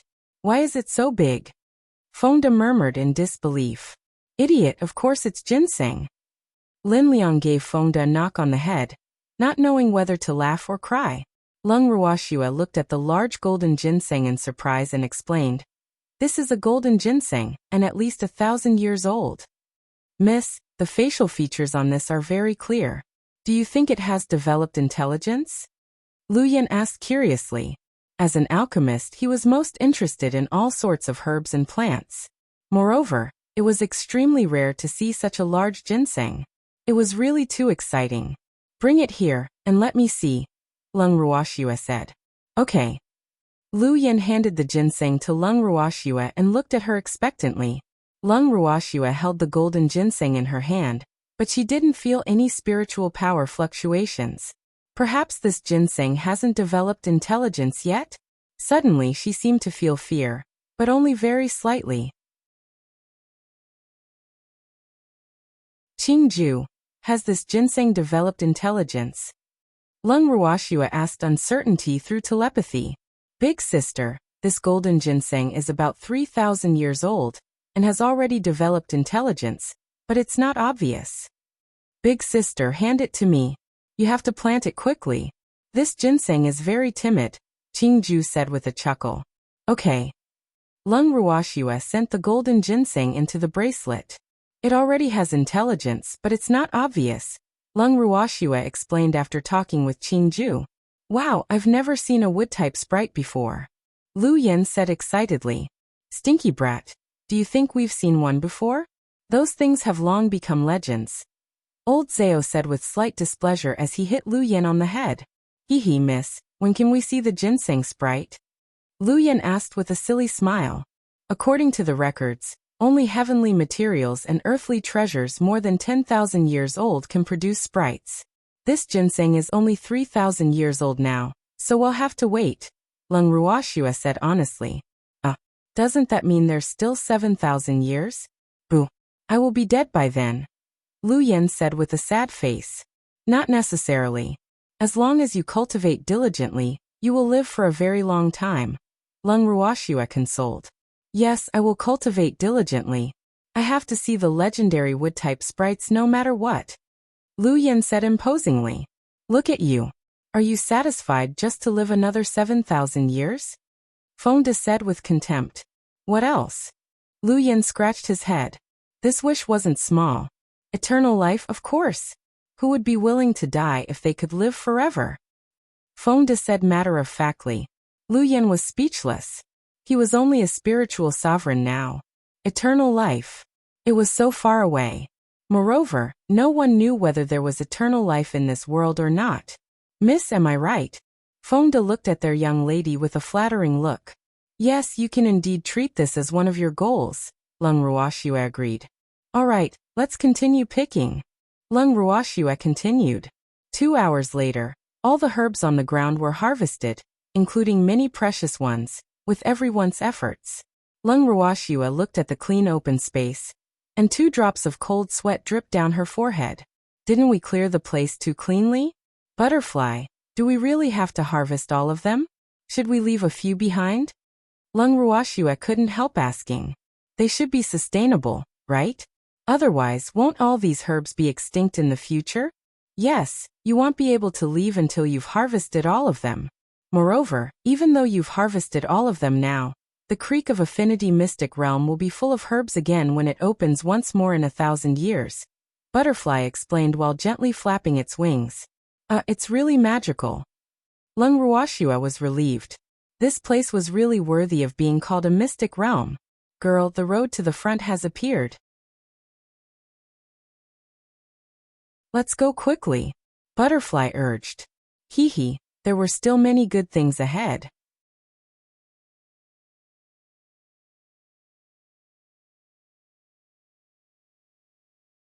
Chapter 268. Encounter in the Forest, the Elegant White Tiger, 3. Lung Ruoxua looked up and saw a small path appear in the open space. She turned her head and said to everyone, Let's go. Let's go and take a look. Everyone walked forward eagerly. What is this? Everyone was dumbfounded at the end of the small path. Before their eyes was a large grove full of fruit trees. Moreover, the path was gone. Heavens! Don't tell me we have to pick all the fruits from the trees. Fonda wailed, feeling as if his head was going to explode. Bingo, you've got it right. Butterfly flew to Fonda and praised him. How can we live like this? Are we here to do manual labor? Guoyong complained with a bitter face. Stop complaining. Everyone, split the trees up and pick quickly. Lung Ruoxua ordered. Ball, can you pick these fruits? Lin Yuan asked fawningly while looking at the chubby fur ball. No, this isn't my specialty, Ball said honestly with narrowed eyes. Girl, this place is huge. You can let the beasts out to help. Butterfly reminded her understandingly. Okay. Lung Ruoxua nodded. With a thought, she released all her beasts. Fengzhan, Silverwings, everyone help pick some. Lung Ruoxua ordered. Yes, master. The 2 beasts acknowledged and then arranged for their clan to help. Schwer, I want to come out too. The little silver mink sent Lung Ruoxua a voice transmission pitifully. Little mink, we need to work. Stay inside obediently. I'll let you out later, Lung Ruoxua comforted. I can help too. The little silver mink pouted his pink lips a little gloomily. Boo-hoo, he knew that Schwer was afraid that he would be tired, but he wanted to be with her. Fine. Lung Ruoxua could only let the little mink out. Seeing that everyone had started picking, Lung Ruoxua also found a tree and focused on picking fruits as well. These fruits contained faint spiritual energy. Although they were not as good as the ones in her bracelet, they were top tier on the Lingfeng continent. Everyone worked together and picked fruits for more than 3 hours. Finally, they picked all the fruits on the trees, and the path that had disappeared reappeared. Everyone continued walking along the path. After the path disappeared again, an area full of ores all over the ground appeared in front of them. Wow, heavens! This is tungsten gold ore. And green pine crystals. Haha, we're rich. We're rich. This time, it was old Zhao and his disciples' turn to go crazy. Everyone, use your storage rings to collect the ores. Lung Ruoxua directly ordered without needing Butterfly's explanation. The ores covering the entire ground were relatively easy to gather. In less than half an hour, they had already collected all the ores on the ground. But the strange thing was that the path that should have appeared didn't appear as expected. What's going on? Everyone looked at each other in bewilderment. Perhaps we've missed some ores. Everyone look around carefully, Lung Ruoxua said after some thought. Everyone began to search separately. Miss, there seems to be something here. Hu Bin suddenly said after searching for a while. Where? Everyone was attracted. What is this? Everyone was puzzled. There was a transparent crystal half buried in the ground in a remote corner. The crystal was light blue and resembled quartz. Master, that's a water crystal, and water attribute cultivators use them for cultivation. Feng Zhan said via voice transmission from the bracelet. Even though the crystals of each element weren't used in this world, they were definitely good things in the upper realm. After hearing what Feng Zhan said, Lung Ruoxua squatted down and dug out the half-buried crystal. But the more she dug, the more she found. Seeing this, everyone hurriedly squatted down and helped dig. After digging up all the water crystals, everyone suddenly discovered that they were in an enormous pit. To be exact, they had dug a pit into the ground. Moreover, their bodies and faces were covered in dirt. They were stunned for a few seconds, and then everyone laughed. Aha, look at you. You're like a mud monkey.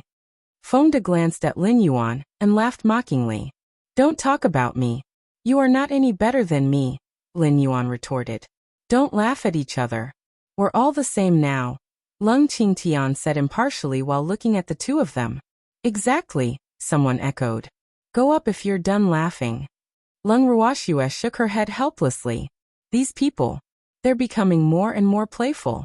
Lung Ruoxua was the first to climb out of the pit. She was holding a small transparent crystal in her hand. So beautiful. The people who climbed up one after another were a little dazzled. They looked at the light blue crystal and almost drooled.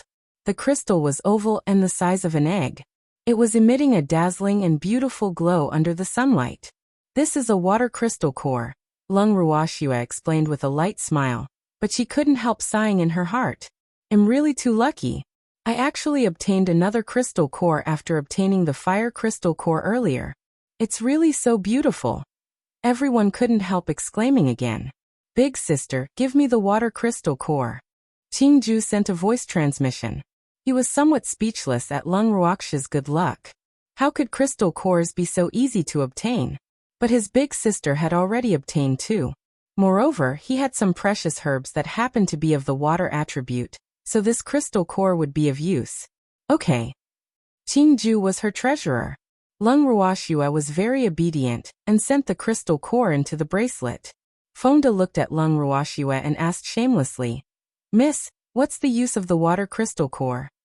With it, we will have an endless supply of water crystals in the future. But we don't need crystals now. We will need them only after we go to other dimensions, Lung Ruoxua explained simply. You're tuning in to the Li Mei's Wuxia Whispers YouTube channel. We're so grateful for your support, and don't forget to subscribe to join us on this incredible journey through captivating stories.